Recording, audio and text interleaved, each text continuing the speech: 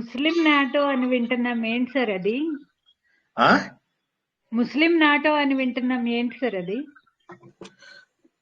Muslims దా NATO అంటే వాళ్ళు ముస్లిం వాళ్ళందరూ మనకి ఏమైందంటే ఇంతకు ముందు నార్త్ అట్లాంటిక్ ట్రీటీ ఆర్గనైజేషన్ అని చెప్పేసి ఈ యూరోపియన్ కంట్రీస్ అంతా కూడా అట్లాంటిక్ నది అంటే నార్త్ అట్లాంటిక్ అంటే అట్లాంటిక్ యొక్క నార్త్ సైడ్ అన్నమాట. ఓకే, అటు ఉన్నటువంటి కంట్రీస్ అంతా కూడా జనరల్ గా ఏంటంటే ఇప్పుడు మనకు ఈ కంట్రీ దాన్ని ఏమంటారు యుఎస్ ఉంది. యుఎస్ లో ఉన్నట్టుగా మనకు ఇది ఉండదు, ఏమంటారు దాన్ని, యుఎస్ లో ఉన్నట్టుగా మిలిటరీ పవర్ ఉండదు చాలా కంట్రీస్ కి. చాలా కంట్రీస్ యూరోప్ లోపల చిన్న చిన్నవి అన్నమాట. ఓకే, సో అందువల్ల వాళ్ళు ఏంటంటే చాలా చిన్న కంట్రీస్ అవడం వల్ల వాళ్ళంతా ఏంటంటే వాళ్ళు మళ్ళీ మిలిటరీ ఎక్స్పెన్సెస్ పెట్టుకుని డిఫెన్స్ కోసం అంత పెద్దగా పెట్టుకుని అంత చేయలేరన్నమాట. అందుకని చెప్పి వాళ్ళందరూ ఏంటంటే అమెరికాతో టైఅప్ అయ్యి అమెరికా యొక్క ట్రూప్స్ అన్ని కూడా వీళ్ళ దగ్గర పెట్టుకున్నారన్నమాట. ఈ నాటోలో ఒకళ్ళ మీద దండయాత్ర చేస్తే అందరి మీద దండయాత్ర చేసినట్టే లెక్క, మీ ఇంటి మీదకి వస్తే మా ఇంటి మీదకి వచ్చినట్టే లెక్క అన్నమాట. సో ఇప్పుడు ఇందు లోపల ఏమైపోయిందంటే ఈ నాటో లోపల ముస్లిమ్స్ ఎక్కడైతే ఉందో ఈ నాటో ముస్లిం అనేది ప్రత్యేకంగా కాదు, టర్కీ అనేది మెయిన్లీ నాటోలో ఉన్నటువంటి ఒక కంట్రీ. టర్కీ అనేది యాక్చువల్ గా తుర్కాల కంట్రీనే, కాకపోతే అదొక్కటే కంట్రీ ఇప్పటి వరకు ఉన్నటువంటిది, అదొకటే ముస్లిం కంట్రీ అందులోపల. అంటే పూర్తిగా అంటే చాలా ఉన్నాయి, ఇంకా వేరే కంట్రీస్ చాలా ఉన్నాయి, ఆల్బేనియా, ఇంకా మనకు మ్యాసడోనియా, ఇవన్నీ కూడా ఉన్నాయి. కానీ బట్ ఇది కాక మళ్ళీ మనకు ముస్లిం ఆర్గనైజేషన్స్ ఒక 53, 52 కంట్రీస్ ఉంటాయి సెపరేట్ గా. అయితే ఈ మధ్య ఏమైతున్నారంటే వాళ్ళందరూ ఆలోచిస్తున్నారు ఏంటంటే ఇంకా సరే మనం ఎందుకు మన ముస్లిం ఆర్గనైజేషన్స్ ఏవైతే ఉన్నాయో మనం అందరం కలిసి ఒక నాటో లాగా ఎందుకు తయారవ్వకూడదు. నాటో అంటే ఏంటి, నార్త్ అట్లాంటిక్ ట్రీటీ ఆర్గనైజేషన్. వీళ్ళందరూ ఏం చేస్తారు, అందరూ కలిసి ఒకళ్ళ మీద దండయాత్ర చేస్తే మిగతా అందరి మీద దండయాత్ర చేసినట్టే లెక్క. మనం డిఫెన్స్ లో వీటిలో అందరము కోఆపరేషన్ చేసుకుందామని. ఇప్పుడు ముస్లిం కంట్రీస్ లో ఇంతకు ముందు చెప్పినట్టుగా 1-2 కంట్రీస్ తప్ప వేరే ఉండేవి కాదు. ఏది ఇప్పుడు టర్కీ చెప్పాం, టర్కీ మనకు ఇస్తాన్బుల్, అది మనం టర్కీ సినిమా కూడా చూసాం. అది ఏం సినిమా, మహేష్ బాబుది కూడా సినిమా వచ్చింది కదా అందులో. అలాగా అందులో ఆ కంట్రీ తప్ప మిగతా కంట్రీస్ ఏమి లేవు, చిన్న చిన్న ఉన్నాయి. కానీ ఇందాక చెప్పినట్టు ఆల్బేనియా, మ్యాసడోనియా లాంటివి కొన్ని కంట్రీస్ ఉన్నాయి కానీ అంత పాపులర్ కాదు. కానీ ముస్లిం కంట్రీస్ 55, 56 ఉన్నాయి ప్రపంచంలో. వాళ్ళందరూ ఏమనుకుంటున్నారంటే ఈ పాకిస్తాను, తర్వాత మన యుఏఈ, సౌదీ అరబ్ పెద్ద కంట్రీస్ ఇవి. సౌదీ అరేబియా చాలా పెద్ద కంట్రీ, ఇలా ఉంటుంది, ఇలా బూట్ లాగా ఉంటుంది. సౌదీ అరేబియా ఎలా ఉంటుంది, ఇలా ఒక బూట్ లాగా ఉంటుంది, ఒక సాక్స్ ఉంటుంది, ఇలా ఉంటుంది అనమాట. అది అరేబియా సముద్రం దగ్గర ఇలా తంతున్నట్టుగా ఉంటుంది, మన ఆఫ్ఘనిస్తాన్ ని తంతున్నట్టుగా ఉంటుంది అనమాట. చాలా పెద్ద కంట్రీ అది. వాళ్ళు పాకిస్తాను, తర్వాత ఈ టర్కీ, వీళ్ళందరూ కలిసి ఒక గ్రూప్ గా ఫామ్ చేస్తే బాగుంటుందా, మనం ఇస్లామిక్ నాటో లాగా చేస్తే అని అనుకుంటున్నారు. ఇంకా ఇప్పటి వరకు కూడా ఆనెస్ట్లీ స్పీకింగ్ వాళ్ళకి ఇంకా అది ఇంకా చేయలేదు. చేద్దామని ఒక ప్లాన్ అన్నమాట, అంతే, చేద్దామని ప్లాను. ఇందులోపల ఒక సిమిలర్ గా నాటోలో ఉన్నటువంటి క్లాజెస్ లాంటి క్లాజెస్ తీసుకుని మనం కూడా ఒకరినొకరిని ప్రొటెక్ట్ చేద్దాము అని అనుకుంటున్నారు. అది కూడా ఈ మధ్యలో అనుకుంటున్నారు, వాళ్ళు ఏం పెద్దది ఈ మధ్య వినపడుతుంది అంతే. ఇంకా ఇంతకు ముందు ఏమీ లేదన్నమాట. అంటే మెయిన్ ప్రాబ్లం ఏంటంటే ఈ ప్రపంచంలో న్యూక్లియర్ కంట్రీస్ అని ఉంటాయన్నమాట. న్యూక్లియర్ కంట్రీస్ అంటే ఏంటంటే న్యూక్లియర్ పవర్ జనరేట్ చేయగలిగి అటమ్ బాంబ్స్ చేయగలిగే కంట్రీస్ కొన్నే ఉన్నాయి. అంటే ఇప్పుడు మన దేశం ఉంది, ఫ్రాన్స్ ఉంది, చైనా ఉంది, పాకిస్తాన్ ఉంది, అమెరికా ఉంది, రష్యా ఉంది. సో రష్యాలో కూడా ఇప్పుడు ఉక్రెయిన్ అని మనం తెలుసుకుంటాం కదా, ఉక్రెయిన్ కూడా ఒకప్పుడు ఉండేవి. కానీ ఇవన్నీ కూడా తన ఆయుధాలన్నీ కూడా రష్యాకి ఇచ్చేసింది తన అప్పట్లోపల అగ్రిమెంట్ ప్రకారం. ఇచ్చేస్తే కొద్ది మంది దగ్గరే ఉండాలి న్యూక్లియర్ వెపన్స్, అందరి దగ్గర ఉంటే డేంజర్ అని చెప్పేసి అన్నారు. అన్న తర్వాత ఎవరికి వాడు సీక్రెట్ గా తయారు చేసుకుంటూ పోయాడు. ఇప్పుడు నార్త్ కొరియాలో కూడా ఉన్నాయి అని చెప్పి చాలా మంది నమ్ముతారు. నార్త్ కొరియా డేంజరస్ కంట్రీ, మళ్ళీ సౌత్ కొరియా మళ్ళీ మంచి డెమోక్రటిక్ చాలా మంచి కంట్రీ, కానీ నార్త్ కొరియా మళ్ళీ రోగ్ కంట్రీ అన్నమాట. సో దాంతో ఏంటంటే వాళ్ళు కూడా కొన్ని తయారు చేశారు అని ఒక అనుమానం. తర్వాత ఇరాన్, ఇరాక్లలో కూడా ఉన్నాయి అని చెప్పి చాలా రోజులుగా న్యూక్లియర్ వెపన్స్ ఉన్నాయి, తర్వాత వాళ్ళ దగ్గర కెమికల్ వెపన్స్ ఉన్నాయి, ఇవన్నీ అనుకుంటూ చాలా రోజులుగా గొడవలు అవుతున్నాయి. ఫైనల్లీ ఆ కంట్రీస్ లో ఎక్కడ వెతికినా నిజంగా చెప్పాలంటే ఏ న్యూక్లియర్ వెపన్స్ దొరకలేదు. మరి ఇప్పుడు న్యూక్లియర్ వెపన్స్ ఉన్నటువంటి కంట్రీ ఏది, ఒక్క పాకిస్తానే. సో ఇప్పుడు పాకిస్తాన్ ఏం చేస్తుందంటే మనం తుర్కాలను రక్షించుకుందాము అని చెప్పేసి ఇచ్చేస్తుంది. టర్కీ దగ్గర వెపన్స్ బాగా ఉంటాయి. టర్కీ చాలా డెవలప్డ్ నేషన్, ఎందుకంటే అది యూరోప్ లో వస్తుంది కాబట్టి వాళ్ళది చాలా యూరోప్ లో ఉన్న దేశాలన్నీ డెవలప్డ్ నేషన్సే. అందులోపల ఏమైంది, యూరోప్ లోపల గ్రాడ్యువల్ గా తుర్కాలు వెళ్ళిపోయి అన్ని దేశాల్లోకి కూడా వెళ్ళిపోయారు అనమాట. రెఫ్యూజీస్ లాగా వెళ్ళిపోయారు అనమాట. వెళ్ళిపోయి ఆ దేశాలన్నింటినీ మెల్లమెల్లగా ఆక్యుపై చేసుకుంటూ వెళ్ళిపోయారు. ఇప్పుడు ఏం చేస్తున్నారు, వాళ్ళు యూరోప్ ని నాశనం చేయడం మొదలెడుతున్నారు. ఇంగ్లాండ్ నాశనం చేశారు, పోలాండ్ లోపల యుద్ధం చేస్తున్నారు. ప్రతి చోట కూడా మనకు స్వీడన్, డెన్మార్క్, అంటే స్కాండినేవియన్ కంట్రీస్ అంటారు, సో వాటి లోపల గొడవలు చేస్తున్నారు. మెల్లమెల్లగా అన్ని చోట్ల కూడా ముస్లింస్ విస్తరిస్తూ గొడవలు ప్రారంభిస్తున్నారు. పోలాండ్ లో అయితే డైరెక్ట్ గా ముస్లింస్ కి ఎగెనిస్ట్ గా ఎన్నిసార్లు బయటకు వచ్చి జనాలు గొడవలు అవి చేశారు. సో దాంతో ఏంటంటే ముస్లింస్ ఇప్పుడు అన్ని చోట్ల ఉన్నారు కాబట్టి, సో వాళ్ళు ఇలా ఈ 50 కంట్రీస్ ఏవైతే ముస్లింవి ఆల్రెడీ సెపరేట్ గా వాళ్ళకు ఉన్నాయో, ముస్లిం కంట్రీస్ లో ఇంకా వేరే వాళ్ళు ఉండే అవకాశం లేదు. అక్కడ వేరే మతాల వాళ్ళు బతకనియరు వాళ్ళు. కానీ వాళ్ళు వచ్చి వేరే అన్ని కంట్రీస్ లోపల చేరుకుపోయారు, అన్ని కంట్రీస్ లో. ఇప్పుడు యూకే లో అయితే కొన్ని ఏరియాస్ మీకు తుర్క ఏరియాలే. అక్కడ మీరు ఎక్కువ తక్కువ మాట్లాడంటే నరికేసి అక్కడే పాతేస్తారా, అయిపోయినట్టే. సో వాళ్ళు వాళ్ళకి మనకంటే కూడా ఎక్కువ బలం ఉంటుంది, చాలా క్రూరత్వం ఉంటుంది వాళ్ళకి. సో వాళ్ళు అలా చేయగలరు. సో ఇప్పుడు వాళ్ళు ఏం చేస్తున్నారంటే, పాకిస్తాన్ దగ్గర ఆయుధాలు ఉన్నాయి కాబట్టి పాకిస్తాన్ దగ్గర న్యూక్లియర్ ఆయుధాలు ఉన్నాయి, టర్కీ దగ్గర బోలెడ్ అన్ని వెపన్స్ ఉన్నాయి. ఇప్పుడు మనం ఇండియాలో ఆపరేషన్ సింధూర్ చేసినప్పుడు ఏమైందంటే, ఈ పాకిస్తాన్ కి సపోర్ట్ ఎలాగా అనుకుంటే టర్కీ వాడు అన్ని రకాల ఆయుధాలు పంపించాడు అనమాట. టర్కీని తుర్కియే అని మార్చారు అనమాట పేరు. ఆ టర్కీ వాడు పంపించారు. ఎయిర్ క్రాఫ్ట్ మెయింటెనెన్స్ అది టర్కీకి ఇచ్చిన కాంట్రాక్ట్ క్యాన్సిల్ చేశారు మనాళ్ళు. క్యాన్సిల్ చేశారు టర్కీ. సో ఆ రకంగా ఏమైందంటే, టర్కీ వాళ్ళు పాకిస్తాన్ కి సపోర్టర్స్. టర్కీ, పాకిస్తాన్ తర్వాత సౌదీ అరేబియా కొద్దిగా ఈ మధ్య డెవలప్ అవ్వాలని చెప్పి ప్రయత్నం చేస్తున్నారు. సౌదీ అరేబియాని కూడా వీళ్ళు ఏం చేస్తున్నారు, రిచ్ కంట్రీ సౌదీ అరేబియా, లాగుదామని చెప్పి చూస్తున్నారు. సౌదీ అరేబియా పెద్ద country plus rich country plus America తోటి మంచి రిలేషన్షిప్స్ ఉన్నాయి. దాని అందులోకి లాగుదాము అని చెప్పి ట్రై చేస్తున్నారు. సో ఇంకా ఏమీ సక్సెస్ కాలేదు. సో చూద్దాం ఏం జరుగుతుందో. సో మీ చిన్న ప్రశ్నకు కావలసినంత జవాబు ఇచ్చానని, మీ సంతృప్తికరంగా కావాల్సిన జవాబు ఇచ్చానని అనుకుంటున్నా. అవును sir, thank you so much sir. అంటే వివరంగా మిమ్మల్ని అడిగితేనే తెలుస్తుందని నేను వెయిట్ చేస్తున్నాను సార్. జై శ్రీకృష్ణ. మహాభారతం తెలుసుకుందామా? ఇప్పుడు లోకాభిరామాయణం తెలుసుకుందాము, ఇప్పుడు అసలు మహాభారతం తెలుసుకుందాం, సరేనా? శ్రీమాత్రే నమః. జై శ్రీకృష్ణ. అందరూ మ్యూట్ లోకి వెళ్ళిపోండి. అదే ఇంకా మ్యూట్ లోకి వెళ్ళిపోండి. అంతరాయతి విరోపశాంతయే శాంత పావనమచింత్య వైభవం తం నరం వపుషి కుంజరం మన్మహే కమపి తుందిల మహః వసుదేవ సుతం దేవం కంసచానూరమర్ధనం దేవకీ పరానందం కృష్ణో వందే జగద్గురుం శ్రీకృష్ణో వందే జగద్గురుం జననీ జన్మభూమిశ్చ స్వర్గదపి గరీయసి మాతృదేవో భవ. భగవద్బంధువులకు, ఆత్మస్వరూపులకు, సత్యాన్వేషులకు స్వాగతం, సుస్వాగతం. జీవితంలో కష్టాలు ఎందుకు వస్తాయి అనేది తెలియదు. కష్టాలు వచ్చినప్పుడు అత్యంత దారుణంగా కృంగిపోతూ ఉంటాం. ఎందుకు వచ్చిన జీవితము, నాకే ఎందుకు వచ్చాయి కష్టాలు, నేనే ఈ కష్టాలు పడను, కానీలే ఈ కష్టం వెళ్ళిపోయింది, ఇంకెప్పటి నుంచి జీవితం బాగుంటుంది అనుకునే లోపల మళ్ళీ కష్టాలు వస్తాయి. ఈ కష్టాన్ని మించినటువంటి కష్టాలు వస్తున్నాయి. అన్ని రకాలుగా జీవితంలో మంచిప్పటికీ కూడా ఎందుకు కష్టాలు వస్తాయి? చాలా మంది చెప్తారు అన్నమాట, ధర్మరాజు జూదమాడటం వల్ల వచ్చింది. ధర్మరాజు జూదం అనుకో, మనం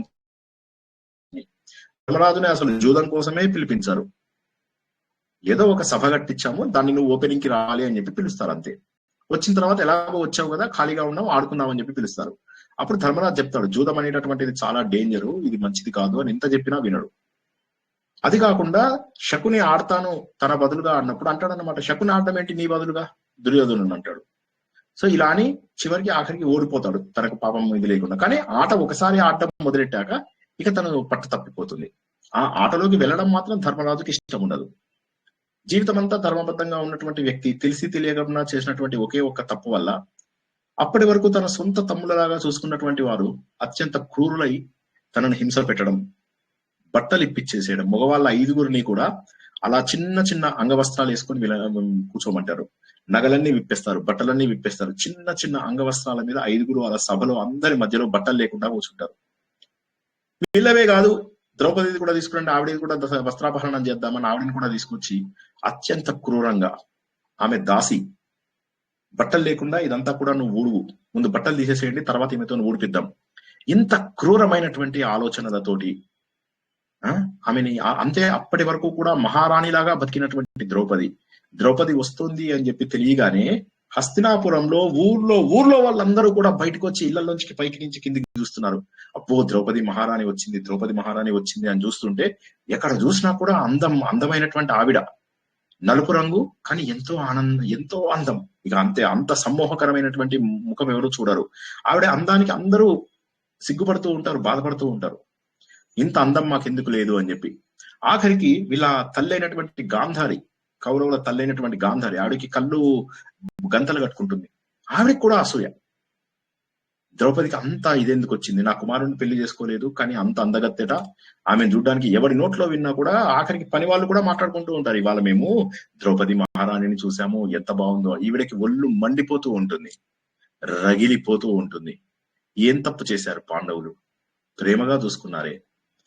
ధృతరాష్ట్రుడు ఎంతగానో చెప్తాడు తన కుమారుడికి, వద్దు నాన్న, నువ్వు అర్థం చేసుకో, ధర్మరాజు ఎంత గొప్పవాడో, ఎంత మహానుభావుడో గుర్తించు, ధర్మపరుడు, అందరూ తమ్ముళ్ళు ఆయన ఎలా చెప్తే అలా వింటారు, నువ్వు ఏది అడిగితే అది ఇస్తాడు ధర్మరాజుని నువ్వు క్రూరంగా హింసించడం తప్పు.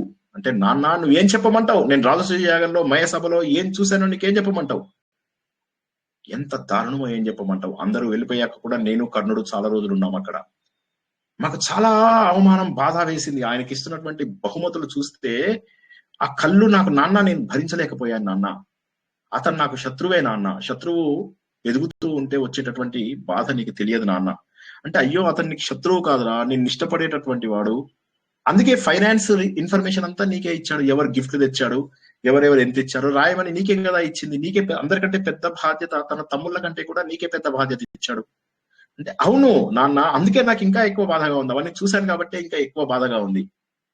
సో చూడండి, మనము మన రోజులు బాగున్నప్పుడు ఏమనుకుంటాం, అందరూ మన వాళ్ళే అనుకుంటూ ఉంటాం. పాపం ధర్మరాజు ఏం తప్పు చేశాడు ఒకసారి ఆలోచించాడు, ఏం తప్పు చేశాడు, ప్రేమగా చూసుకున్నందుకు బాధ. దుర్యోధనుడు మయసభలో పడిపోయిన మాట నిజమే, అందరూ నవ్వుతారు, ఆ నవ్వు అతన్ని హేళన చేద్దామనే నవ్వు ఉండదు. అతను పడిపోగానే దబదబా వచ్చి భీముడే లేపుతాడు, లేపేసేసి వెంటనే కొత్త బట్టలు తెప్పించి ఆయనకు మళ్ళీ వేస్తాడు అన్నమాట, పొడి బట్టలు తెప్పించి. అయితే పడ్డప్పుడు నవ్వడం అనేటటువంటిది సహజం, అరే పడ్డవా, వచ్చాను ఇలా వస్తారు. అలా వచ్చినందుకు కూడా అది కూడా అతను నెగటివ్ గా తీసుకుంటాడు.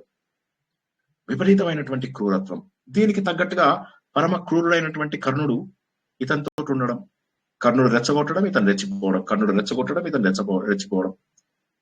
చివరికి ఏమైంది, ఎటువంటి పరిస్థితికి చేరుకున్నారు, అడవుల లోపల అత్యంత దారుణమైనటువంటి స్థితి లోపల. ఎంతో గొప్పగా హంస తూరిక తల్పాల పైన పడుకునేటటువంటి వారు ఇవాళ ముళ్ళల్లో, రాళ్లల్లో, రప్పల్లో చిన్న చిన్న హట్స్, చిన్న చిన్న గుడిసెలు వేసుకుని అందులోపల బతుకుతూ ఏదో ఒకటి తింటూ, దొరికింది ఏదో తింటూ, ఏ రకమైనటువంటి సుఖము లేకుండా. ద్రౌపది ఒకసారి అంటుంది, నిన్ను నువ్వు చూస్తే నీకు సిగ్గు అనిపించడం లేదా, ఒకసారి ఆలోచించు, నువ్వు క్షత్రియుడవు, నీకు అనిపించడం లేదా సిగ్గు? అందరూ నీ కాళ్ళకి దండం పెట్టడానికి వస్తే వాళ్ళందరూ నీ కాళ్ళకి ఇలా దండం పెట్టేవాళ్ళు, ప్రతి రాజు, శ్రీకృష్ణుడితో సహా ప్రతి రాజు ఈయన పాదాలకే దండం పెట్టేవారు. పెడితే వాళ్ళ కిరీటాల పైన ఉన్నటువంటి ఆ కెంపులు ఏవైతే ఉంటాయో అవి ఎర్రగా ఈయన పాదాలను చూపించేవి ధర్మరాజుని. అందరి కిరీటాలు ఆయన తల మీద వచ్చినప్పుడు ఆ కెంపుల యొక్క వెలుతురు ధర్మరాజు పాదాల మీద పడి ఎర్రగా కనిపించేవి. అలాంటి ధర్మరాజా, ఇప్పుడు ఎలా ఉన్నాయనుకుంటున్నావు నీ పాదాలు? దెబ్బలకి, రాళ్లకు, రప్పలకు గుచ్చుకుని ఎర్రగా అయిపోయాయి. ధర్మరాజు ఈ సమయంలో ఎంత కృంగిపోయినా, ఇంట్లో వాళ్ళు తనని ఎంత బాధ పెడుతున్నా, తను మాత్రము ధర్మంగా ఉండాలి, అందరి దగ్గర నీతులు, ధర్మ విశేషాలు అన్ని నేర్చుకుంటూ మా పెదనాన్న నాకు మంచిగా చేస్తాడలే అనేటటువంటి నమ్మకంలో ఉంటాడు. ఈ సమయంలో ఎన్నో రకాల ఇబ్బందులకు గురవుతారు. చివరికి అర్జునుడు కూడా ఒక 5-6 ఏళ్ల పాటు దూరంగా ఉండి అనేక రకాల విద్యలు నేర్చుకుని దేవతల దగ్గర ఉండి కేవలము అస్త్రశస్త్రాలు సంపాదించడమే కాకుండా రకరకాల లలిత కళలు కూడా నేర్చుకుని వస్తాడు చిత్రసేనుడి దగ్గర. మనందరం ఇవన్నీ తెలుసుకున్నవే, ఒకసారి మీకు మళ్ళీ క్లుప్తంగా గుర్తు చేద్దామని. ఇంత చేసిన తర్వాత ఏమైంది, చివరికి ఒక బ్రాహ్మడు రావడము, ఆ బ్రాహ్మడు వచ్చి నా ఆరని ఏదో ఒక జింక ఎత్తుకుపోయింది. ఆరని అంటే మంట, ఇలా చెకుముకి రాళ్ళలాగా అనుకోండి కొద్దిసేపటికి. అది ఎత్తుకుపోయింది అనగానే వాటిని వెతకడానికి ఆ జింక వెనకాల పడతారు. ఒకళ్ళ వెనకాల ఒకళ్ళు 5గురు వెళ్తారు పట్టుకోవడానికి. ఎంత పరిగెత్తుకుంటూ వెళ్ళినా కూడా జింక దొరకదు. అలసిపోతారు. ఎలా అంటే దమ్మొస్తూ ఉంటుంది, చెమట్లు వస్తూ ఉంటాయి, నాలుక ఎండుకుపోతూ ఉంటుంది, నకులుడు బాధపడుతూ ఉంటాడు. ఏమన్నయ్యా ఇంత కష్టాలు పడుతున్నావేంటి? ఆఖరికి ఒక జింక కూడా మనం లోకం అయిపోయామా? సో జీవితం అనేది ముళ్ళ పాన్పు. మనం ఏంటంటే ఎంతసేపు కూడా లైఫ్ బాగున్నంత సేపు కూడా మనంతటి వాడు లేడు అని అనుకోవడం సహజం. ఈ సమయంలో దాహం వేస్తుంది, ఏమీ మాట్లాడే పరిస్థితి కూడా లేదు. నువ్వే వెళ్ళి నీళ్లు తీసుకురా అంటాడు. పాపం అతను వెళ్తాడు నీళ్లు తీసుకురావడానికి. ఒకరి తర్వాత ఒకళ్ళు వెళ్తారు. ఆ యక్షుడు అంటాడు, ఈ నీళ్లు తాగాలి అంటే నువ్వు ముందు నా ప్రశ్నలకు జవాబు చెప్పు. వీళ్ళకు ఓపిక లేదు, ఆ ప్రశ్నలకు జవాబు చెప్పేటటువంటి శక్తి కూడా లేదు. అందరూ ఒకరి తర్వాత ఒకరు చనిపోతారు. చివరికి అక్కడి ధర్మరాజు వస్తాడు. మాటలు కాదు ఇవి, మొత్తం 124 ప్రశ్నలు. ఇవి అంత సులభమైనవి కాదు ఇవి. ఇందులో కొన్ని ప్రశ్నలు ఆత్మతత్వానికి సంబంధించినవి, మరికొన్ని ప్రశ్నలు మన జీవితంలో ఏమి సాధించాలి, మన జీవితాన్ని ఎలా కొనసాగించాలి, అంటే జీవన విధానం, జీవిత లక్ష్యం, అంటే లైఫ్ ఎలా నడిపించాలి, లైఫ్ యొక్క టార్గెట్ ఏంటి, లైఫ్ స్టైల్, లైఫ్ యొక్క టార్గెట్ ఎలా ఉండాలి. ఇవి కొన్నేమో జ్ఞానం ఎలా సాధించాలి, జ్ఞానం సాధించడానికి ఏవి, కొన్నేమో తపస్సు ఎలా చేయాలి, కొన్నేమో పూర్తి స్థాయి వైరాగ్యాన్ని ఎలా సాధించాలి. ఇలా రకరకాల ప్రశ్నలు అడగడం ఇవి ధర్మరాజు కోసమే కావు.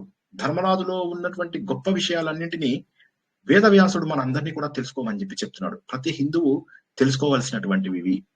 అందుకే మనం ఈ యక్ష ప్రశ్నలకు చాలా వివరంగా జవాబులు తెలుసుకుంటున్నాం. తన తమ్ముళ్ళని చూస్తాడు, చూసి కుల్లి ఏడుస్తాడు ధర్మరాజు. అయ్యో అని చెప్పి బాధపడుతూ, ఎవరు చేయించుంటారు, బహుశా శకునే చేయించుంటాడు ఇవన్నీ కూడా అని చెప్పి ఏడుస్తూ, సరే ముందు నీళ్లు తాగుదాము ఫస్ట్, తర్వాత చూద్దాం చచ్చేలాగా ఉన్నానని చెప్పేసి తాగబోతుంటే అప్పుడు యక్షుడు నా ప్రశ్నలకు జవాబు చెప్పాలి అంటే ఎంత ఆశ్చర్యకరమైనటువంటిది. అతను అడిగినటువంటి ప్రశ్నలన్నిటికీ కూడా కుదురుగా ఉంటూ అన్ని ప్రశ్నలకు కూడా జవాబు చెప్పగలిగాడు. ఇది మామూలు విషయం కాదు. ప్రాణాలు పోతున్నా కూడా సరైనటువంటి జవాబు చెప్పడము, ధర్మము ఏ సమయంలో కూడా తప్పకుండా ఉండడం. ఏదో ఒకటి క్విక్ ఆన్సర్ ఇవ్వడం కాదు. మీరు అప్పుడప్పుడు ఆన్సర్ ఇస్తారు కదా, తక్కువ ఆన్సర్ ఇచ్చేస్తుంటారు, మీరు తప్పులు చెప్తూ ఉంటారు పరమానంద శిష్యులంతా.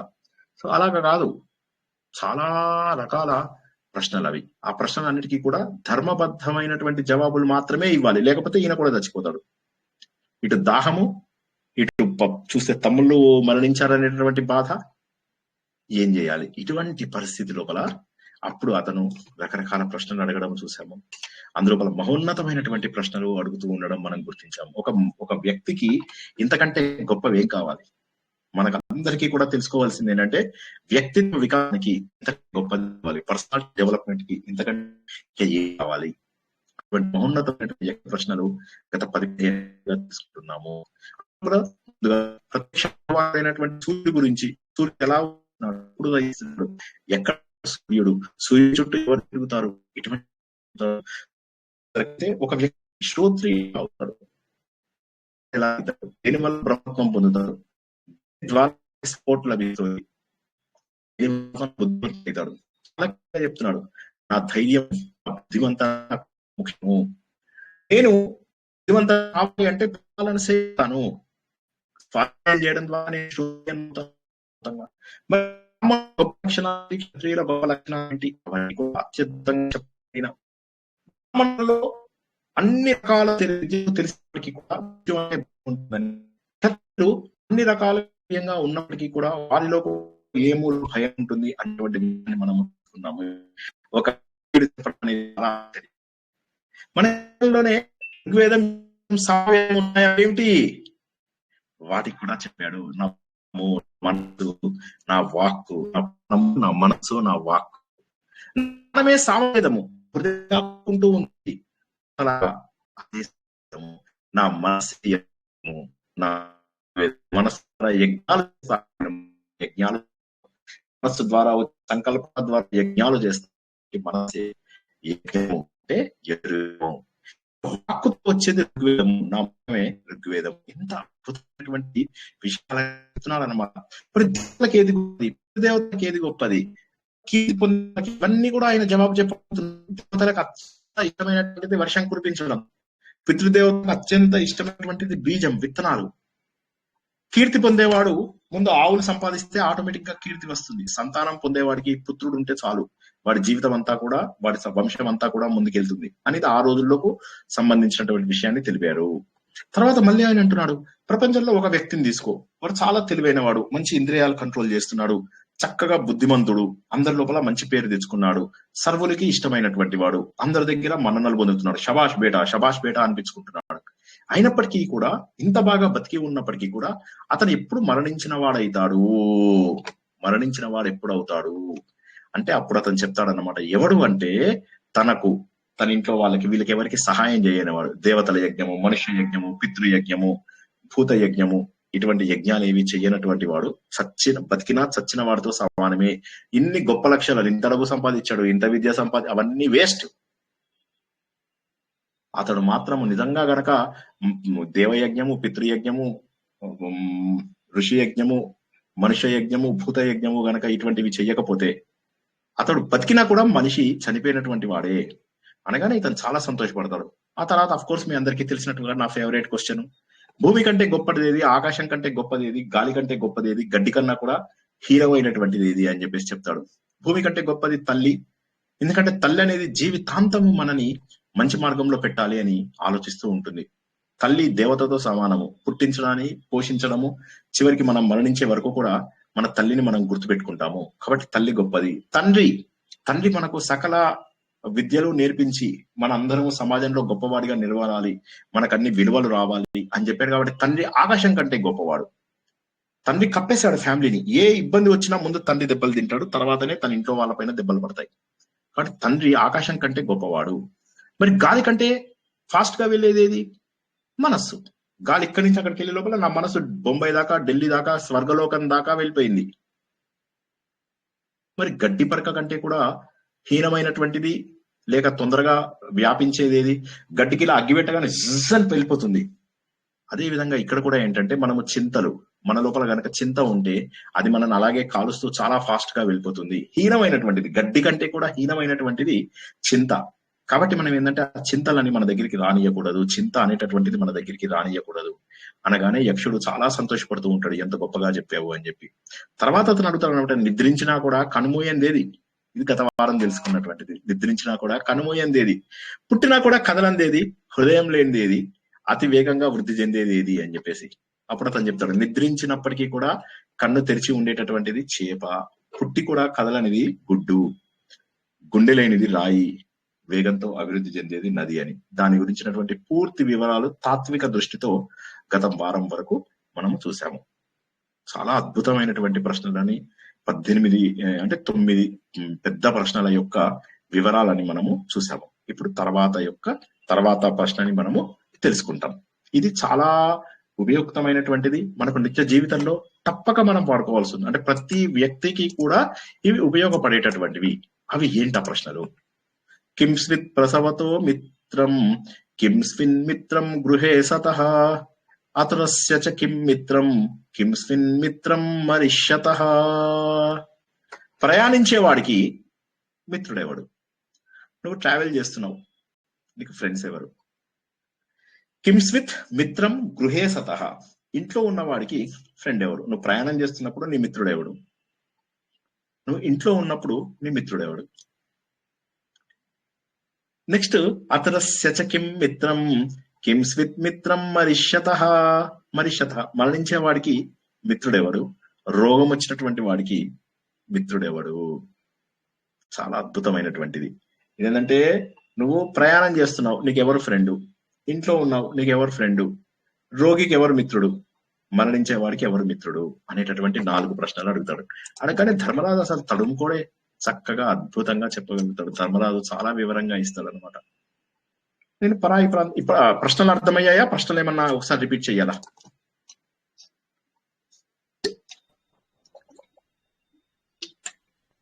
ప్రయాణించే వాడికి ఇంట్లో ఉన్నప్పుడు, మరియు రోగికి, మరణించే వారికి మిత్రుడు ఎవరు? అంతే కదా సార్? అంతే. ఇది మహోన్నతమైనటువంటి ప్రశ్న. ఈ 4 ప్రశ్నలు కూడా మన జీవిత విధానం గురించి.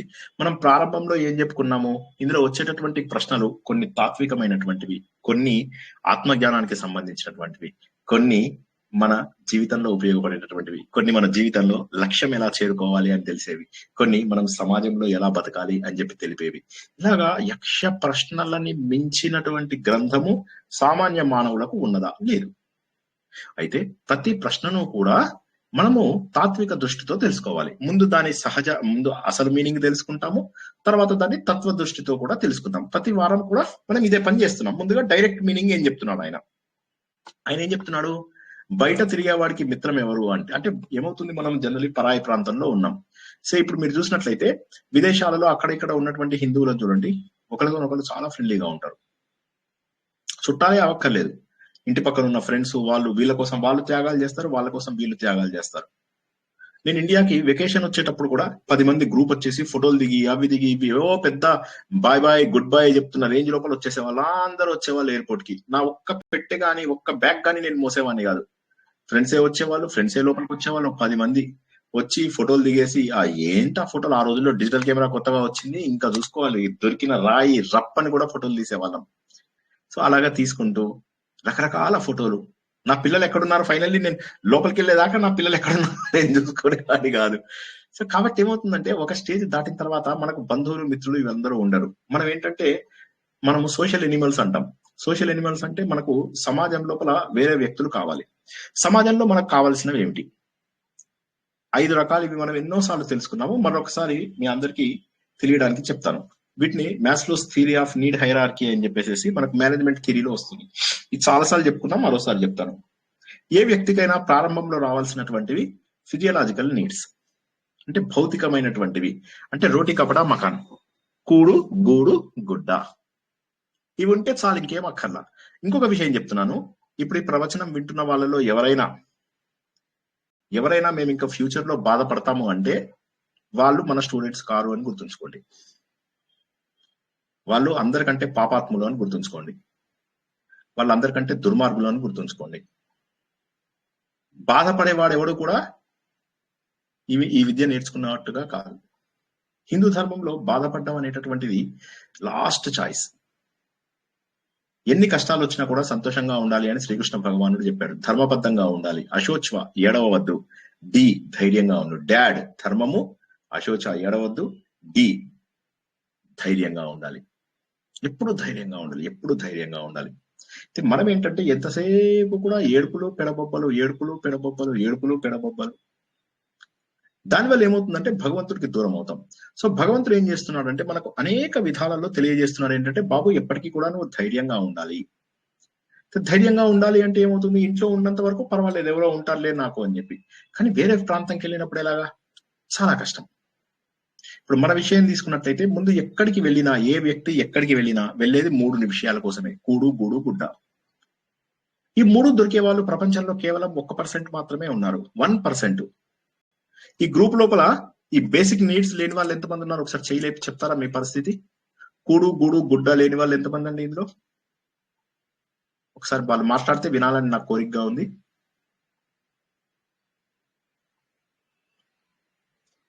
నిద్రపోయారా అందరూ? చాలా మంది జవాబులు చెప్పారు. లేదు, ఇప్పుడు ప్రతి ఒక్కరు సంపాదన ఉంది. స్మార్ట్ ఫోన్ ఎక్కడి నుంచి వస్తుంది సార్? చాలా హ్యాపీగా, చాలా గ్రాండ్ గా ఉంటున్నాం అసలు. మనం కాక వేరే వాళ్ళ స్మార్ట్ ఫోన్ చేతిలో పడిపోయిందని జరుగుతుంది అని అర్థం. లేదు లేదు, మన గ్రూప్ లో ఉన్న వాళ్ళైనా బయట ఎవరైనా చెప్పొచ్చు. బయట ఇందులో మన గ్రూప్ లోపల ఇప్పుడు ఈ స్పీచ్ వింటున్న వాళ్ళు, ఎందుకంటే మన స్టూడెంట్స్ లో సెల్ ఫోన్ ఉన్న వాళ్ళు ఇంకా గూడు గుడ్డలు ఎలా అవుతారండి? మీతో మాట్లాడుతున్నారంటే సెల్ తో, వాళ్ళు కూడు గుడ్డలు ఎలా అవుతారు చెప్పండి, మీరే చెప్పండి. సెల్ ఫోన్ పట్టుకున్నారంటే వాళ్ళు ఎలా మాట్లాడగలుగుతారు? రోజున సెల్ ఫోన్, కూడు గుడ్డ వాటిని మించి మొదటి ప్లేస్ లో ఉంది మేడం. సో కాబట్టి అదృష్టవంతులా కాదా? ప్రపంచంలో కూడు గూడు గుడ్డ లేని వాళ్ళు ఎంతమంది ఉన్నారో తెలుసా మీకు? కూడు సరిగా దొరకని వాళ్ళు, గుడ్డ సరిగా దొరకని వాళ్ళు, ఇవి దొరకని వాళ్ళు, షెల్టర్ లేని వాళ్ళు ఎంతమందో తెలుసా మీకు? మన భారతదేశంలోనే ఎంతో మంది ఉన్నారు. సో ఇది మొదటిది. రెండవది ఏంటంటే safety needs. First physiological needs, తర్వాత సేఫ్టీ నీడ్స్. సేఫ్టీ నీడ్స్ అంటే మనకు ఏ విధమైనటువంటి ఇబ్బంది లేదు, ఎవడో వచ్చి చంపేస్తాడనే బాధ లేదు, ఎవడో వచ్చి మన మీద బాంబు వేసేస్తాడనేటటువంటి బాధ లేదు, ఏ వేరే వీడివాడ వచ్చేసి మనం చంపేస్తాడన్న బాధ లేదు. ప్రశాంతంగా ఇంట్లో కూర్చుని బాగా బస్తాలు బస్తాలు తెచ్చుకుంటున్నాం, కుంభాలు కుంభాలు తింటున్నాం. ఏమి ఇబ్బంది లేదు, చాలా హ్యాపీగా ఉంటున్నాం, చాలా సంతోషంగా ఉంటున్నాం. ఇంట్లో ఉన్నంత వరకు చాలా ఆనందంగా ఉంటున్నాం. బయటికి వెళ్తున్నాం, చాలా ఆనందంగా ఉంటున్నాం. ఎవరో చంపేస్తాడనే భయంతో ఎంతమంది వెళ్తున్నారండి? ఇందులో ఉన్న వాళ్ళలో ఎంతమంది భయపడుతున్నారండి? మమ్మల్ని ఎవరో చంపేస్తారు, పాకిస్తాన్ వాడు బాంబు వేస్తాడు, లేకపోతే చైనా వాడు బాంబు వేస్తాడని ఎంతమంది భయపడుతున్నారండి ఇందులో? భయపడట్లేదు సార్. ఎవరు భయపడట్లేదు సార్. ఇల్లు తాళాలు వేసుకుంటున్నారా, లేకపోతే తాళాలు తీసేసి వెళ్ళిపోతున్నారా? తాళాలు వేసుకుంటున్నారు. తాళాలు వేసుకునే దాన్ని సేఫ్టీ నీడ్స్ అంటారు. సేఫ్టీ నీడ్స్ అంటే ఏంటంటే మనకు కొంత రక్షణ మినిమం. ఆ తాళాలు పగలు కొట్టడం దొంగలకు ఎంతసేపు కానీ, బట్ ఎంతో కొంత సేఫ్టీ, సంపాదించిన దాన్ని కొంత సేఫ్టీగా ఉంచుకోవాలి. కొంత సేఫ్టీ ఫ్యూచర్ లో మ్యూచువల్ ఫండ్స్ అవి ఇవి డబ్బు పెట్టిన వాళ్ళు, పొలాలలో డబ్బు ఉన్న వాళ్ళు, ఏదో ఎంతో కొంత ఆస్తున్న వాళ్ళు. ఆస్తి అంటే పెద్ద 100 కోట్లు ఉండక్కర్లా. ఒక 80 లక్షలు 70 లక్షలు ఉందంటే వాడి జీవితాన్ని మరీ ఆలోచించకుండా ముందుకెళ్ళచ్చు. కానీ కోట్ల కొద్ది డబ్బున్నా కూడా పొట్టకలేని వాళ్ళలాగా ఏడ్చే వాళ్ళని కూడా నేను చూసాను, తెలుసా? సో ఇది చాలా ఆశ్చర్యకరమైనటువంటి విషయం. అయితే రెండవది సేఫ్టీ నీడ్స్ అన్నమాట. సేఫ్టీ నీడ్స్ అంటే నేను సేఫ్ గా ఉన్నానా లేదా. ఇప్పుడు ఈ మొదటిది ఫిజియాలజికల్ నీడ్స్, సేఫ్టీ నీడ్స్ రెండు కూడా కలుపుకున్నట్లయితే ప్రపంచంలో 90% మందికి ఇవి లేవు. 90% మందికి ఇవి లేవు. మనం ఆ 10%లో మాత్రమే ఉన్నాం.